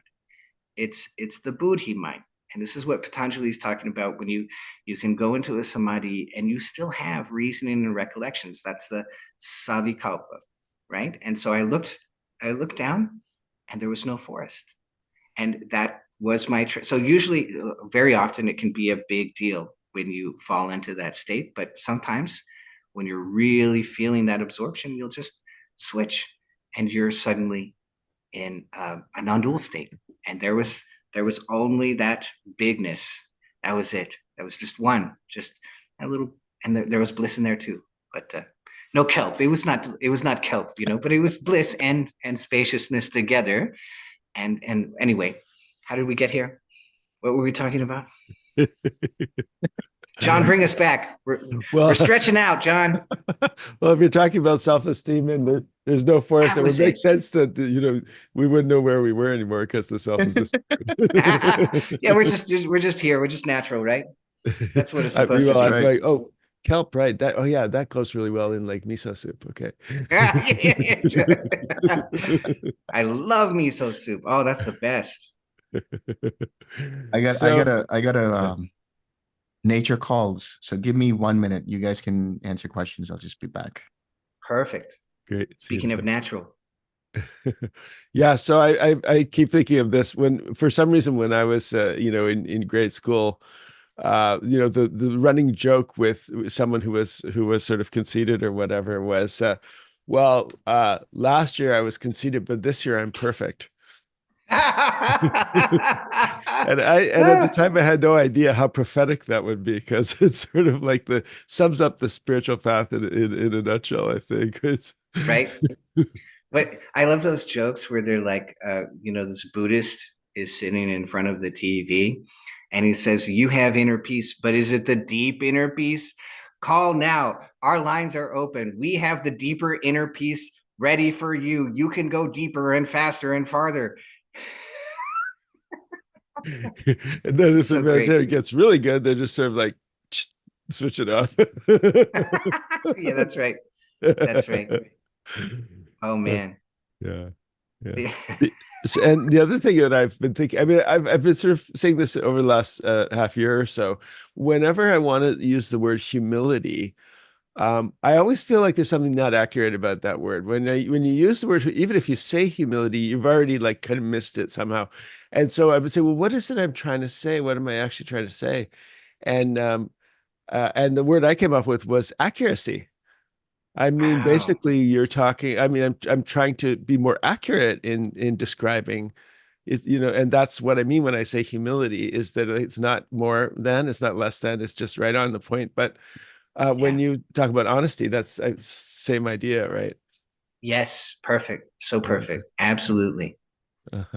And Delson's back. What I miss? So, oh, John is perfect this year. Last year he was conceited, right. but this year John is perfect. That's right. Oh no, I really put my foot in it. So I guess we should open it up to people who might want to, because we did sort of give homework, if you want to call it that, and see what people might be interested in terms of collaboration going forward. And so I see Tony is first in line. So Tony, would you like to chime in? Yeah, no, that's great. Thank you so much for both having these conversations. One thing I just wanted to share, I mean, it might be from the past talks I had with different people, but I like the idea of breaking the barriers between different systems and use them as a tools to progress towards liberation. One thing, for instance, I was talking to the hunter some years ago, and for instance, I brought to him like may practice qigong, and he said just keep doing the physical thing, not the energy. But also something that came back from the past to my mind is that some of the teachers, spiritual teachers, were saying that if you practice qigong, keep practicing that, or let's say Buddha or yoga, keep it the same, because it's kind of like putting each leg in different rafts, and of course that's not going to take you to final destination. And I don't know why they keep saying that, but I don't know if the energy systems in the yoga, like you have got this Ida and Pingala and other areas that your chakras, but then in Buddhism, they don't really talk about that. Or even when you go to Qigong, does any of these energy systems, do you think, can cause or any hindrance in progress, or cause more confusion with these tools, or breaking the barriers between the systems, or how do you see that in general? Do you think any of these can interfere with each other? I guess open for both Delson and Forrest. So, does it make you feel good You when you mean do Qigong practice? practicing? It does, yes. So then do it. Do more of what makes you feel good. Okay. That's the answer. That's it. The whole point of practice is to get, especially when it comes to, we're talking about Buddhism, let's say. First of all, the energy systems, we have so many different variations of energy systems and circuits and all of these things. We have the chakras, we have the meridian points, we have the Marma points, which is in South India. We have all kinds of ways of dealing with energy systems. And the way I would see it when it comes to energy is everything that we do is energy. Our physical movement is energy, our emotions are energy, our mental thoughts are energy. And then there is a certain kind of energy that we feel as a result of the nervous system, right? I mean, Hmm. one of the best explanations I've come across was through Forrest videos about chakras. They are a emanation or manifestation, if I can put that correctly, of the limbic system. Such a great way of understanding how they function. So we bring it back always to what are we doing with the energy? Um, last time we spoke last week, we are talking about Kundalini, and there are layers Hmm. to that with relation to energy and consciousness and so on. So in Buddhism, um, it depends what school of Buddhism you're talking about. In the Theravada Pali canon, there's not a lot of mention about energy. The only mention there is about uh, feeling and thoughts and phenomena. Energy can be under the mindfulness of phenomena, if you think about it. But Right. then you think about the Vajrayana practice. There's so many different ways of working with the energy that can be um, symbolized through deity practice. You're with your, as you would see in Hinduism, the Ishta Devta. You're with your favorite or your personal deity that you resonate with, and then you merge with that, and now you imbibe the qualities of that particular deity. That's also energy work. There's so many ways in which it helps to uplift the mind, brings that bliss, brings that Hmm. joy, brings that calmness, brings that collectedness. So that's the long answer of the short answer, which is, does it make you feel good? If it does, keep going. Right. I mean, some traditions like I know Thich Nhat Hanh, for instance, they do qigongs, although they do the Buddhist practice. And sometimes I wonder because Buddha himself went through all the systems, which was current in India, and after that, he basically continued doing meditation. And I kept asking myself why he didn't do any yoga after that. I mean, they all had different tools at that time, and I'm sure it was available to him. But what, why he didn't do that, or he didn't teach it, basically. Because we actually don't really know. Right, exactly. We Yes, actually don't yeah. really know. We're taking in information from certain scriptures and suttas and texts which have been handed down over generations, first orally and then written down. Who knows where it might have, you play a game of telephone. I've used this example before. What happens? Hmm. So we really don't know. We really don't know. Right. Great, thank I you. don't know if Forrest has got, yeah, anything to add to that, or Oh yeah, uh, so I totally, of course, totally agree. And yeah, beautiful answer. If it feels right, and you're in your meditation and it feels like this is helping me, so I love qigong, and I've done a lot of qigong, and I've done a lot of martial arts, and it's actually helped me, I think, and especially understanding different systems and seeing how they're doing things, why they're doing these things. That's even more fascinating to me. Why are you doing the things that you're doing? Like, what are you trying to get out of it? So if you look at these different qigong systems, so I was recommending this one guy that's doing, you can find him on Amazon, and it's reflexive exercises. And he's written a book as well. And he describes what not to do. And so at the very first part of his book, he's talking about doing all of these martial arts and just killing himself. And then out of all of that, now he's training what he's showing on these videos in Amazon. So it's, what is it? Energy. So try energy and reflexive exercises. But he's doing this kind of a Qigong, and it's all right here along your spine. And just doing something as simple as this. So you just rub your hands. You can all try it if you want. You can rub your hands like this. This sensitizes your hands. So this is the Y. You sensitize your hands, and then you just go like this, and then push in until you feel that energy between. It'll feel like you're pushing a little bubble. So you might have to come in and then it increases. So it's, and you can play with this. You're like, oh no, that didn't really happen, and then you do it again. You're like, oh my God, there's the bubble. And so that's, believe it or not, we all just did Qigong. We just felt something subtle. And that's what he's doing in these reflexive exercises that he's doing. And then they do all kinds of stuff, but it's basically that's all it is that he's teaching.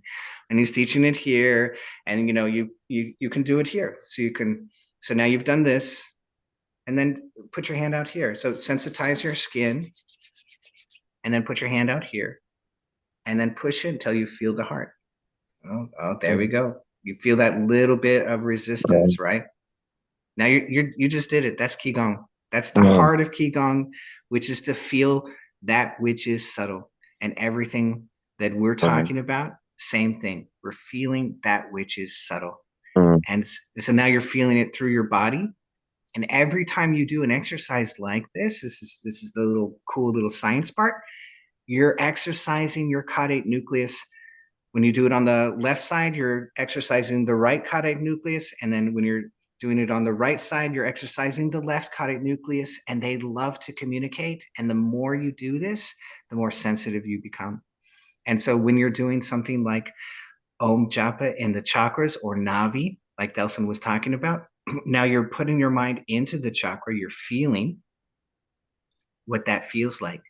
And then you Om into it. So you're putting your mind there again. And then you feel again, you go, oh, what does it feel like now? And again, this is all caudate nucleus. So whether you're doing it in Om Japa or you're doing it with Huna, it's like, I don't have, so maybe you're like, I don't feel the chakras that much. What if I just sit here and practice this for a while and just get a little sensitive, just get some really basic, wonderful, I love basics, by the way. When I was practicing martial arts, one of my teachers, he loved to give everybody a nickname. Guess what mine was? Basic. The other guy, John's laughing. He loves that. The other guy, they called him Biscuit. Oh my God, that was hilarious. We called him Biscuit, and he loved it. It was totally okay. But so just this basic little thing here, just this little, that can make you more sensitive. So and then go. So try it out. Try this. Here's a fun experiment. Do Navi, do Om Japa in the chakras.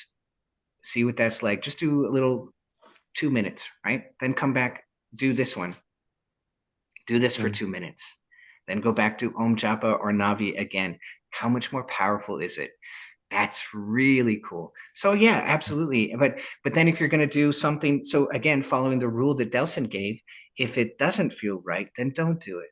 So if you're doing like a hard style, or you're doing a Qigong and they're doing it very, very aggressively, and it doesn't feel good to you, then don't do that. Same thing with asana. So if you're doing yoga and the instructor is very aggressive and you're like, this doesn't feel right. So when I was invited into somebody's asana class and they did something and I would do it, I would modify it for myself instantly. It's like, and I don't have anybody to impress. I've been doing yoga forever, right? And so I wasn't trying to impress anybody in the class. And I'm like, I need to modify it for myself. I wanted to follow along. I didn't want to stick out, but I'm like, I kind of have to modify this. Sorry. And so I modified it for myself. And at the very end, the instructor was laughing. She goes, "You're like the black sheep." I'm like, "What?" Like, everything that I said, you did it differently. It's like, "Oh, I'm sorry. I've been doing this for a while, and I kind of had to modify it for my body and make it more blissful, more easy, more, in line with the system that I work with." And she's like, "Oh no, that's cool. It was interesting." So when you're in a class and it's too aggressive and it doesn't feel right, then follow that intuition and modify it for yourself, or don't do it. Or sometimes I have students, they go into a different system because they're doing a retreat and their friends invited them, and so they modify it a little bit for themselves, and works out great. No, that's good. That's great. I mean, you're giving this example, and I remember in Reiki, you do the same thing with a hand to see, to feel the aura and see where and that's amazing. These old systems have got a lot in common, and we can always learn from each of those. That's great. One last Exactly. question. You and I guess Delson both refer to samadhi, and I guess samadhi in Buddhism, somehow we translate that to collectiveness, etc. But it seems the samadhi in the eight limbs of yoga is a little bit different. When you say you go in a state of samadhi, does that roughly correspond to neither perception nor non-perception, or is a state comparable to Buddhism, or the two systems talk about different things? I'll So, give. with regard, I'll go ahead first, please. Oh, I would love to. I want to hear what Delson says. I'll just say that each of those immaterial, the four immaterial jhanas, each of those has the potential to turn into a non-dual experience. And so, just to understand the non-dual, so here I am talking to you. So there's two of us, right? It's dualistic, right? And so when you're talking to the divine, you've got your Ishta and your Moses, and you're talking to the divine, you're talking to the burning bush for Moses, right? That's him and the burning bush. That's two. That's dualistic. And so the non-dual, that's gone. So in the experience that I was explaining, it was hugeness, the spaciousness, right? The hugeness of that Mm, consciousness, and but I was still there. And so that's two. That's dualistic. That means I'm still in absorption. And it's absorption because there's nothing else going on and I'm barely mm, there. I had to look to find myself, but I was still there. And then the non-dual is that was gone. It was just the bigness, just the mm. spaciousness. So by definition, that's non-dual. But please, Delson. Yeah, I was just gonna add to that is you know this is the cool thing about Sanskrit and Pali is each word is what's known as, I think it's called polysemous, which means one word can have multiple contextual meanings depending upon how they're used. And the beauty about Sanskrit and Pali is you could read one sentence in multiple different ways. And you could take, because there is a certain kind of syntax, but depending upon how you read it, the syntax can change, the word can change, the meaning of the word can change, and so on and so forth. So, samadhi, what is samadhi in Buddhism? Samadhi is sama, which is even, all things equal, all things same, samadhi. Mm, The short form of buddhi. So even mindedness, which is usually translated as collectedness. In the yoga context, samadhi is that experience of savikalpa, savichara, nirvichara, nirvikalpa, dharma mega, and so on and so forth. I mean, these are all levels of experience that you're experiencing. So the jhanas, which is so interesting because when we say jhanas, Jhana, it's the Pali mm, of dhyana. So it's like they're kind of like interwoven or interchangeable in different contexts. But at the end of the day, let's let's look at the fact that, when you're doing these practices, whether it's, the Brahma Viharas or Twim, or whether it's breath work, or whether it's Kriya, or whatever it is, what are we doing with it? Essentially, we're getting into a meditative experience where the mind is getting collected. It's anchoring towards a particular object, and that object continues to change or might continue to change based on the system or the practice or the tradition. At the end of the day, that object finally falls away. We see this in the Twin tradition, where we have the signless, the objectless awareness of mind, the signless awareness of mind, where the object falls away and there's just pure subjectivity. And at a certain point, even that falls apart. And there's like, a total sort of dissolution of everything. So the word samadhi, like any other word in Pali and Sanskrit, can have multiple uses, contexts, depending upon from where they're being used and how they're being used. Oh, that's great. Thank you so much. I mean, during the time of Buddha, probably he had multiple meditation recommended to multiple people. Sometimes in the day, I really need to do like qigong, like yoga. I need to settle down and then sit down for meditation, because you need a vehicle to get you there. And I think that collaboration, I'm looking forward to do that. That's going to help, and the tools. So ultimately, the idea is just sit down and meditation and hopefully get to that state. But that's excellent. Nobody is the same, so different tools may work differently for different people. That's great. Thank you both, and thank you. Looking forward. Good. Thank you, Johnny.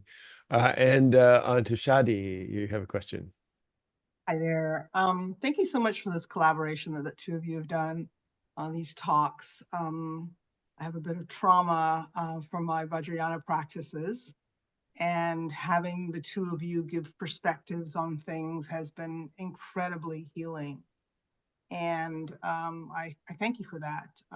I've been able to let go of a lot of the upset and anger and stuff that I had around that, and be able to move forward, and loving the Kriya Yoga I'm learning from Forrest. So just major appreciation to you both. Really grateful.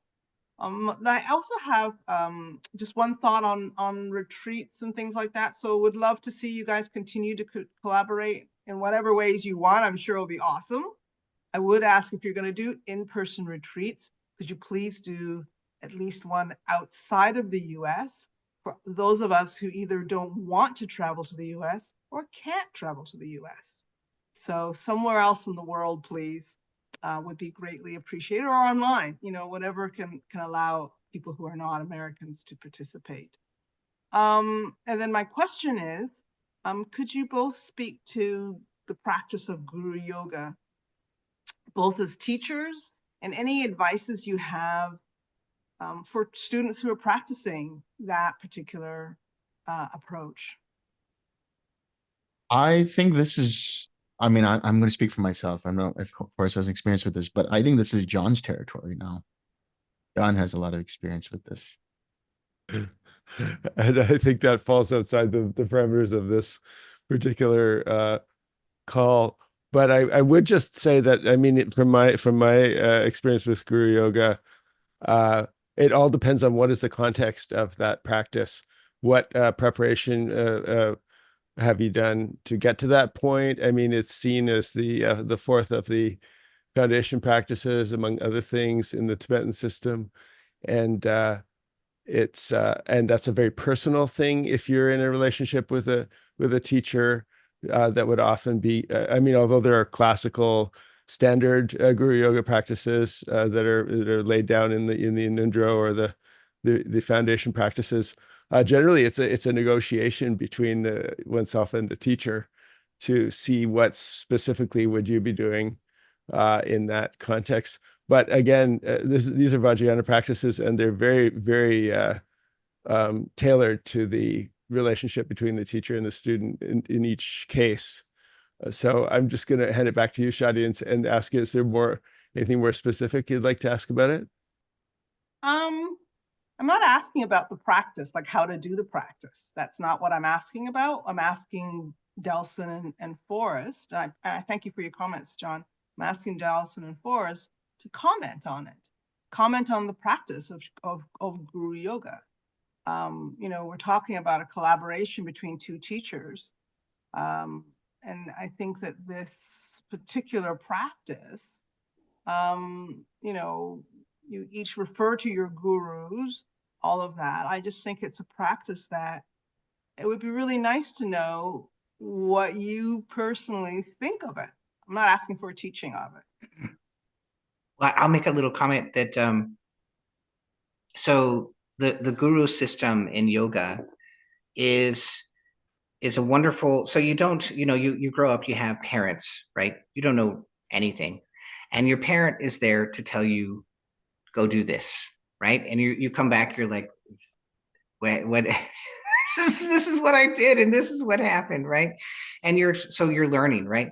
And so for quite a while, that parent is everything to you. And so they actually fit psychologically in the context of God. Your parent is God in the beginning, because what they say, that's the rule. And when when you don't follow the rule, then you feel the flames of the punishment, right? So the parent is God in the beginning, right?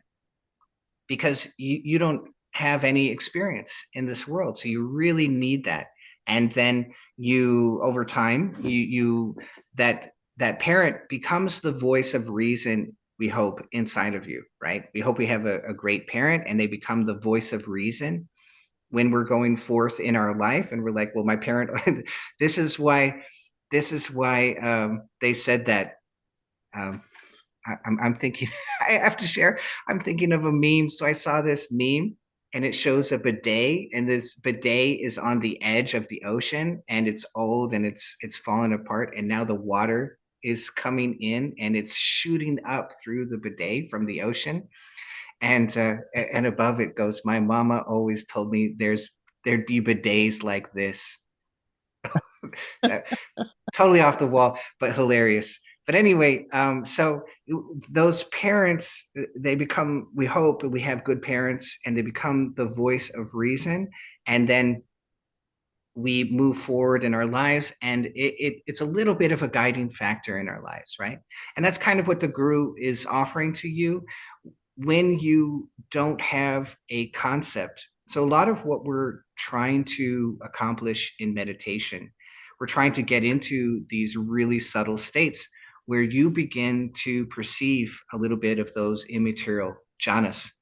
And one way that you could think about that is that you're actually beginning to feel and sense through your intuition godlike substance, or big C like substance, or higher self substance. You're feeling that for the first time, and then you become the holy potato. You soak that in as much as you can, and it gets bigger.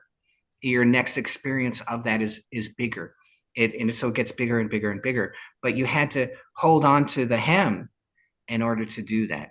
So a lot of times, that's why I keep saying, become the holy potato. You find what is your deepest state, and then you soak that in as best you can.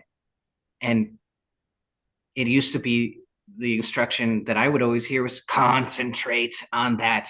No. It's much better if you just try and soak it in. And that's that broad focus rather than a left brain focus. I have to do, like Delson was saying, they come into the retreat and it's like, oh my God, let's do this thing. And it's too much tension. It defeats you because it's based in the left brain, and you have to be comfortable, you have to relax, and then you get that open focus. So all of that process is to get to this point where we can actually feel these things, and then we can soak in them. And then that transforms your consciousness, right?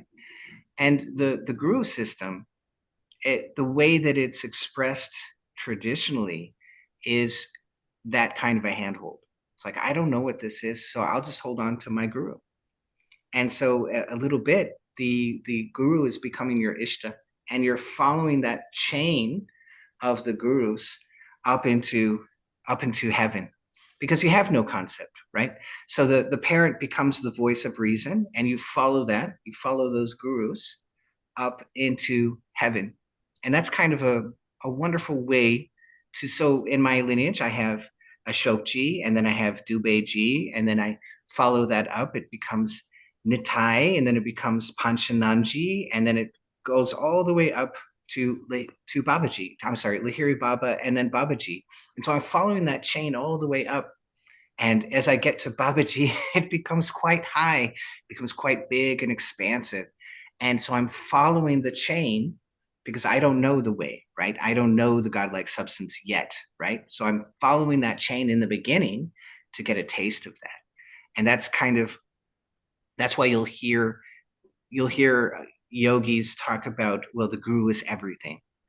They're talking, it's certainly not about Forrest. It's about following that chain and going all the way up. And then you follow that.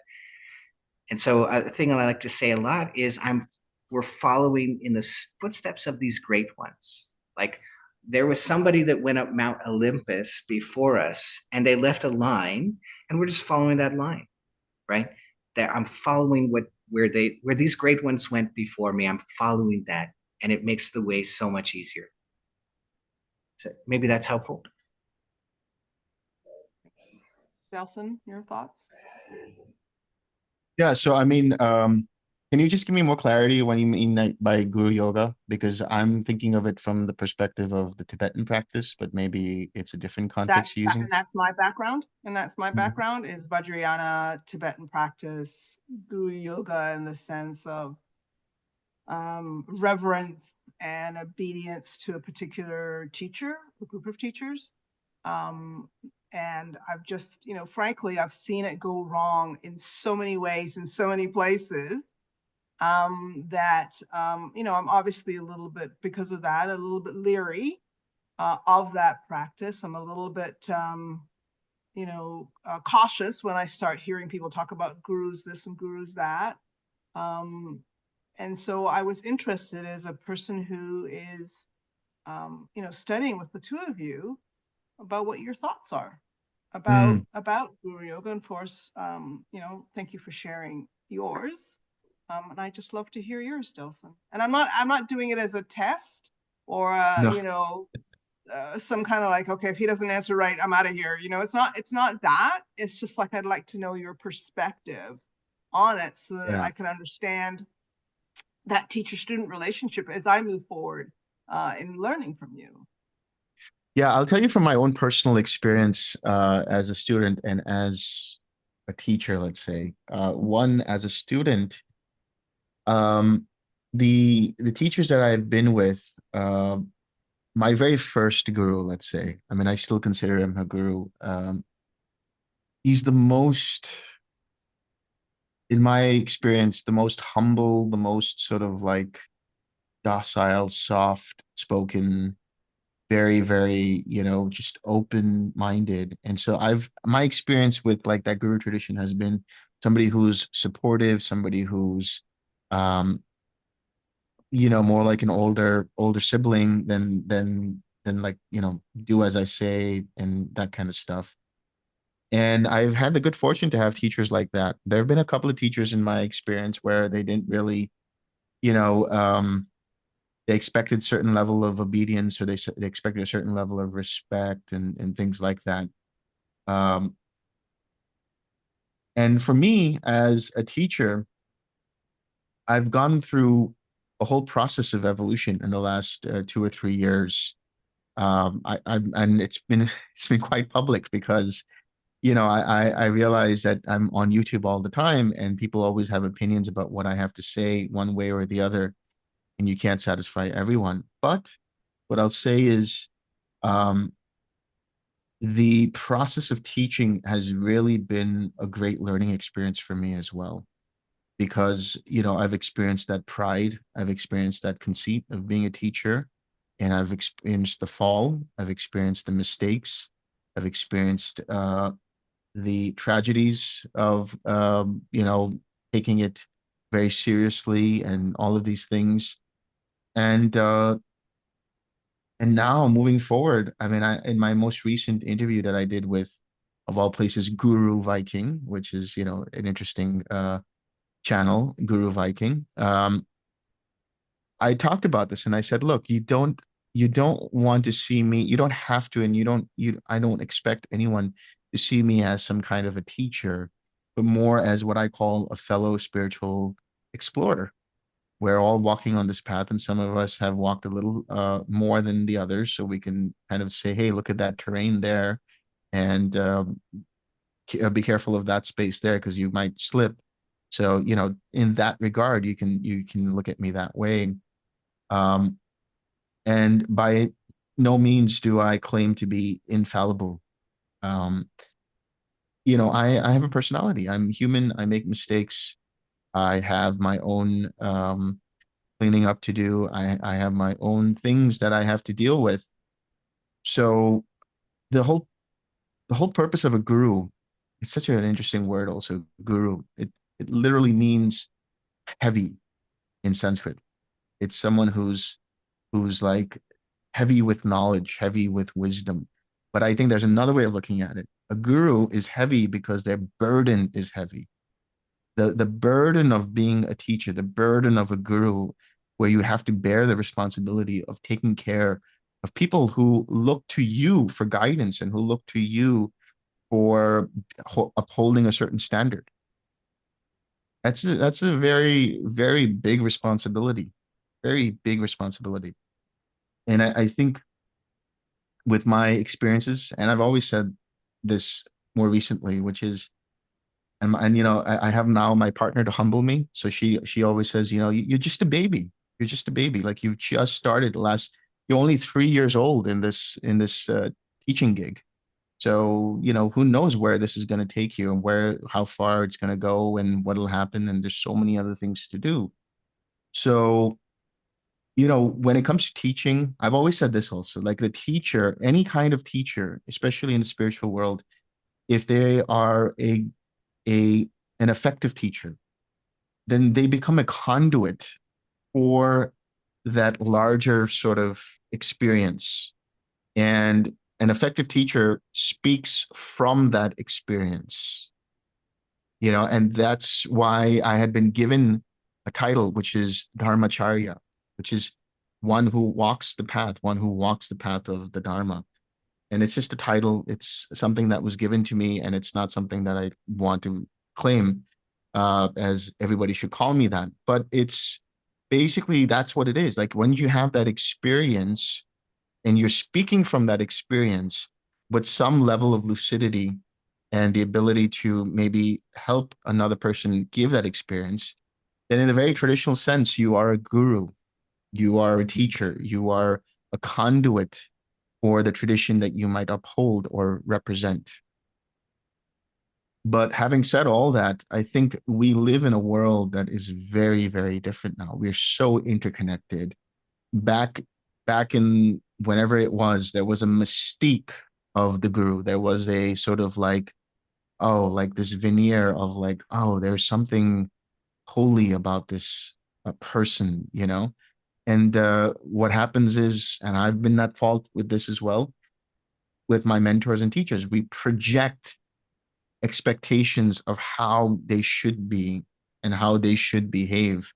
And when they don't meet those expectations, we are crestfallen. We go through a crisis of faith. We go through a crisis of all kinds of things. And that's also a process of growing up, a process of realizing actually there comes a time where the guru is representing or can be seen as a representation of our psyche, like any other person can be. But the guru more so because we are projecting onto the guru certain expectations. So it's like a mirror.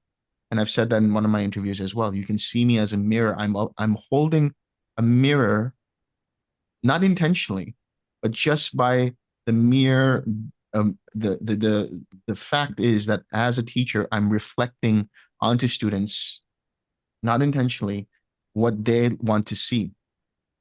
And it's very difficult to, as a teacher, move from that space. And that's why I really love the fact that Krishna, going back to the Bhagavad Gita, talks to Arjuna, his best friend. And this is such an interesting thing about this. Krishna, like, spent 80 years, like when he gave the Bhagavad Gita to Arjuna, like the message, he was 80 years old. 80 years old. Looked pretty good for 80 in those paintings. But in any case, he was Arjuna's best friend. Like, they grew up together, they played together, they, you know, did all kinds of mischief together in their teenage years, and they were the best of pals, and they were also cousins, actually. And Arjuna never saw him as a guru. And then when he started to ask uh, Krishna all these different questions in the Bhagavad Gita, Krishna, you know, came in as the guru form and said, okay, this is how it is. But at the very end of the Bhagavad Gita, this is the beauty of it. He says, okay, I've given you everything. I've told you all of that. But now the rest is up to you. What do you want to do with it? I'm not going to tell you what you should decide. I'm not going to tell you what you should choose. I've given you all the information that I can give. That's the other word for the guru, one who sheds light on the darkness of ignorance. So I've given you all possible options of how you can manage the situation. The choice is yours. Whether you want to fight or you don't want to fight, I'm not going to force you one way or the other.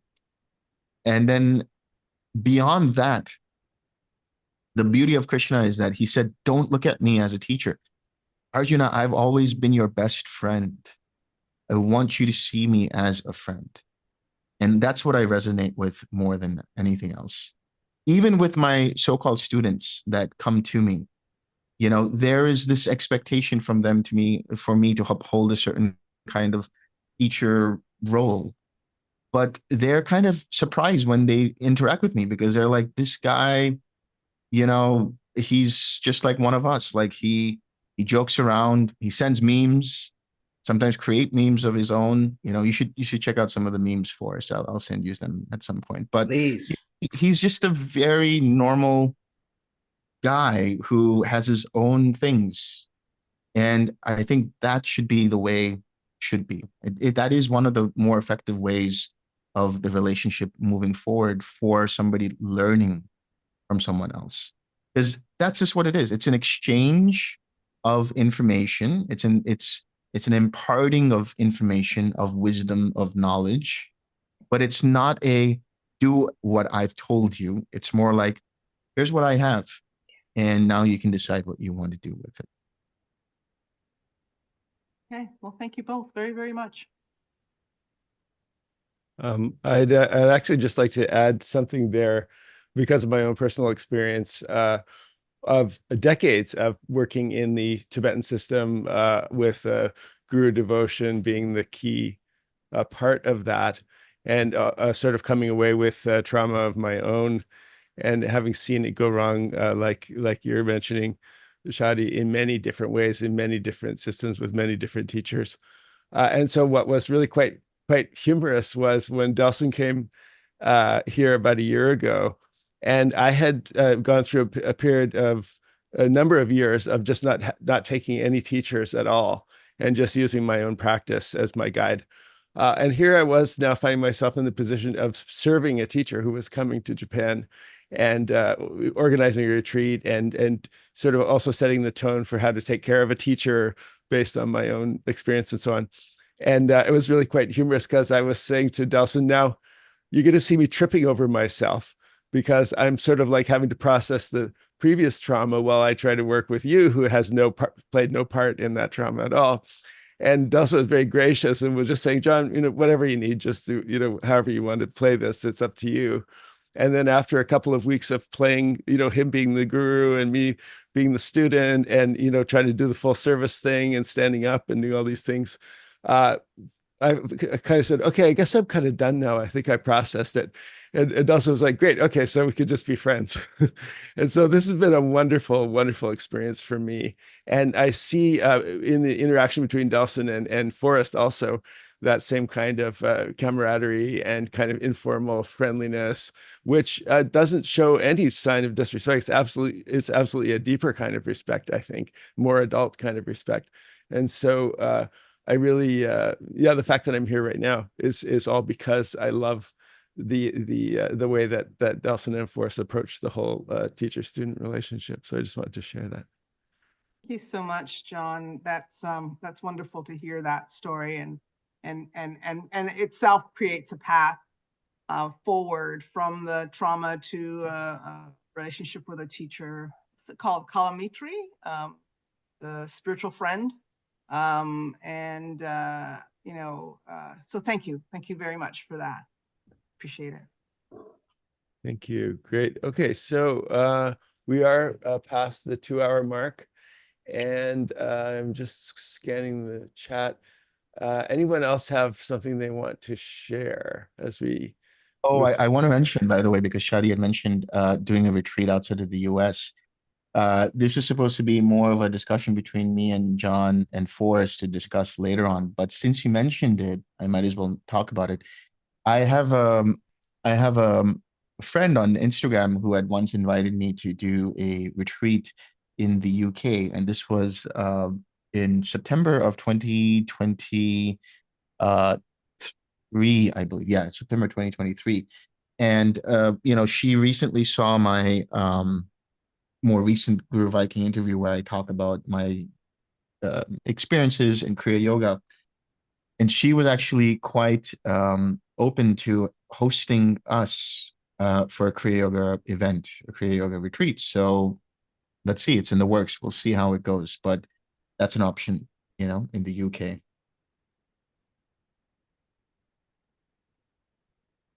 Great. Okay, so yeah, I guess I'll hand it over to Delson and Forrest. Just any last thoughts as you've mentioned, Delson, the conversation of where to go with this going forward will be ongoing, and I think we can look forward to some interesting announcements. But any last thoughts that either of you might have? I want to thank all of you, everyone who's participated, especially you two, for this wonderful series. And yeah, as we come towards the end, any thoughts you might have? Yeah, well, first I want to, again, like always, John, like, I don't know what time it is there, but again, thank you for just taking the time to, I think now you're kind of feeling relief. This is the last and final event, and now you don't have to do anything next Sunday. You're done. You've been absolved, as Forrest is absolving you, So, but yeah, for those of you who've been joining us live on this and watching the replays and joining in different times and stuff, really, really grateful for you guys to, spend the time with us, to listen to us blabber for 2 hours about God knows what, but it's hopefully all good stuff. Open miso. And yes, that's right, kelp and miso. That's right. That's the name of this episode, kelp and miso. That's right. So, and John is perfect. That's the subtitle. John has reached perfection. That's right. So last year he was conceited, but we've crossed the line. Well, hopefully he'll just disappear at the bottom of the well now, and that'll be the most comfortable place for me. But hopefully, this conversation will continue in its own way, where offline, Forrest, John, and I will talk about collaboration, future collaboration. And, I hope I've made some great friends here. I know some people have reached out to me personally through Instagram and elsewhere and shared their thoughts and other things. So I'm very appreciative of that. And yeah, just very, very much grateful. Thank you so much. Me too. I love all you guys, and especially John and Delson. Love you so much. And this has been really wonderful. And it's just doing this. People have said to me, this is so great that it's not about this system. It's not about that system. It's about what the system is doing for you. So something I like to say is like, why are you doing the things? And Delson's talked about this as well, that, the Buddha was saying, okay, so you have the tradition and somebody gave you that tradition, and then somebody gave them that tradition. And if we go back far enough, there was somebody that's like, I think this is the thing to do because of this reason. So everything that we're doing inside of a meditative system, there's a reasoning behind it, and hopefully the reasoning is good. And when you actually understand some or a lot of that reasoning, the whole thing works better. So, I think that's a lot of what I'm doing and what Delson is doing as well, is like, this is the reason, this is where we're going, this is a possible result, here's another possible result, and that the way it might manifest inside of you. Right, we're climbing the mountain, this is one way, here's another guideline, you can use that one too. You could put your foot here, or you could put your foot over here. Both of those are pretty good footholds, but watch out for that one. That one's pretty slippery. I already slipped down and fell flat on my face, so I know that one's slippery. And so, but so it's been really just doing this. I've already got comments that it's so wonderful to see that what we're actually accomplishing inside of ourselves and inside of meditation is universal. And, that becomes more and more obvious as you keep going along. And you hit that point where you start seeing the way everywhere, right? Like we were talking about. And so Delson and I really see it inside of each other. Oh, and Shadi, something that Ashok said the very first time that I met him, he goes, my only job is to get you to the medulla where you can Google God. That's what he said to me. He was talking about the download state. It's like, that's my only job. That's all I'm doing. And I was like, oh my God, nobody's ever said it so simply and clearly to me. And that's why I loved him. He was straight on from the very beginning.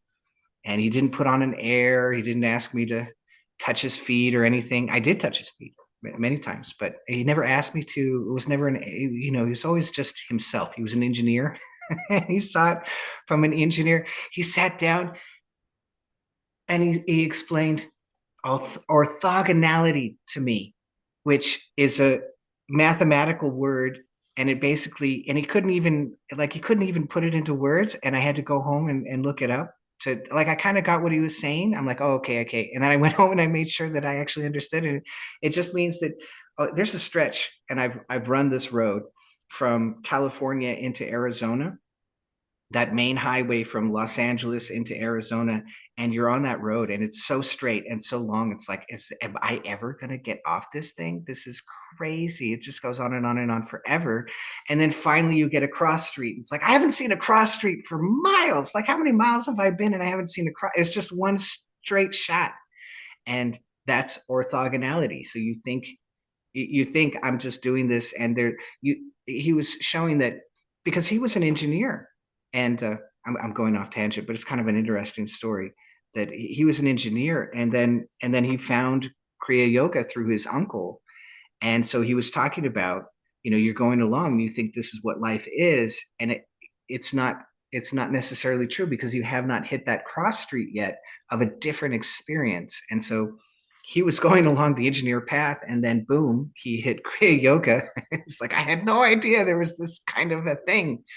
And he actually said to his uncle, he's like, why didn't you tell me? He's like, well, you were on the track of the engineers. Like, I want to know everything.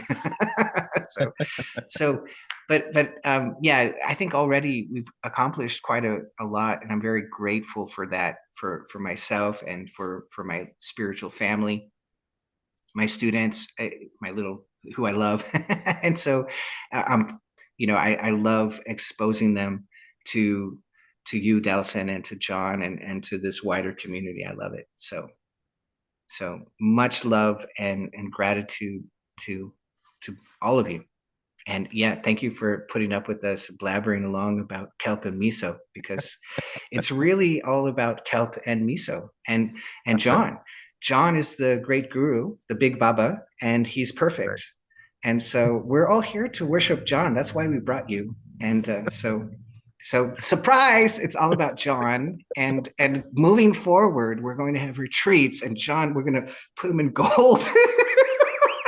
We're going to encase him in gold. We're all going to Japan. We're all moving to Japan, and surprise. So surprise. I see this. I see this chasm of a fall opening up in front of me. But on another note, people joke that I should open a travel agency because the thing is, everybody's coming to Japan these days. The yen is low, and I can't count the number of times that I've visited Kamakura with people. Starting with Delson a year or so ago. I think it's been 8 times or more now. And yeah, so anybody coming to Japan, give me a shout. Let's have tea, and I can give you the 10 yen tour. That's my Nice. little plug. Yeah. So thanks so much to everybody. Thank you, Forrest. Thank you, Delson, and thanks everybody. And Guru John, may that never come to pass. And yes, and I guess to be continued. I hope in some form we'll see. Stay tuned. Thank you. Thank you, everyone. And thanks so much. Bye for now.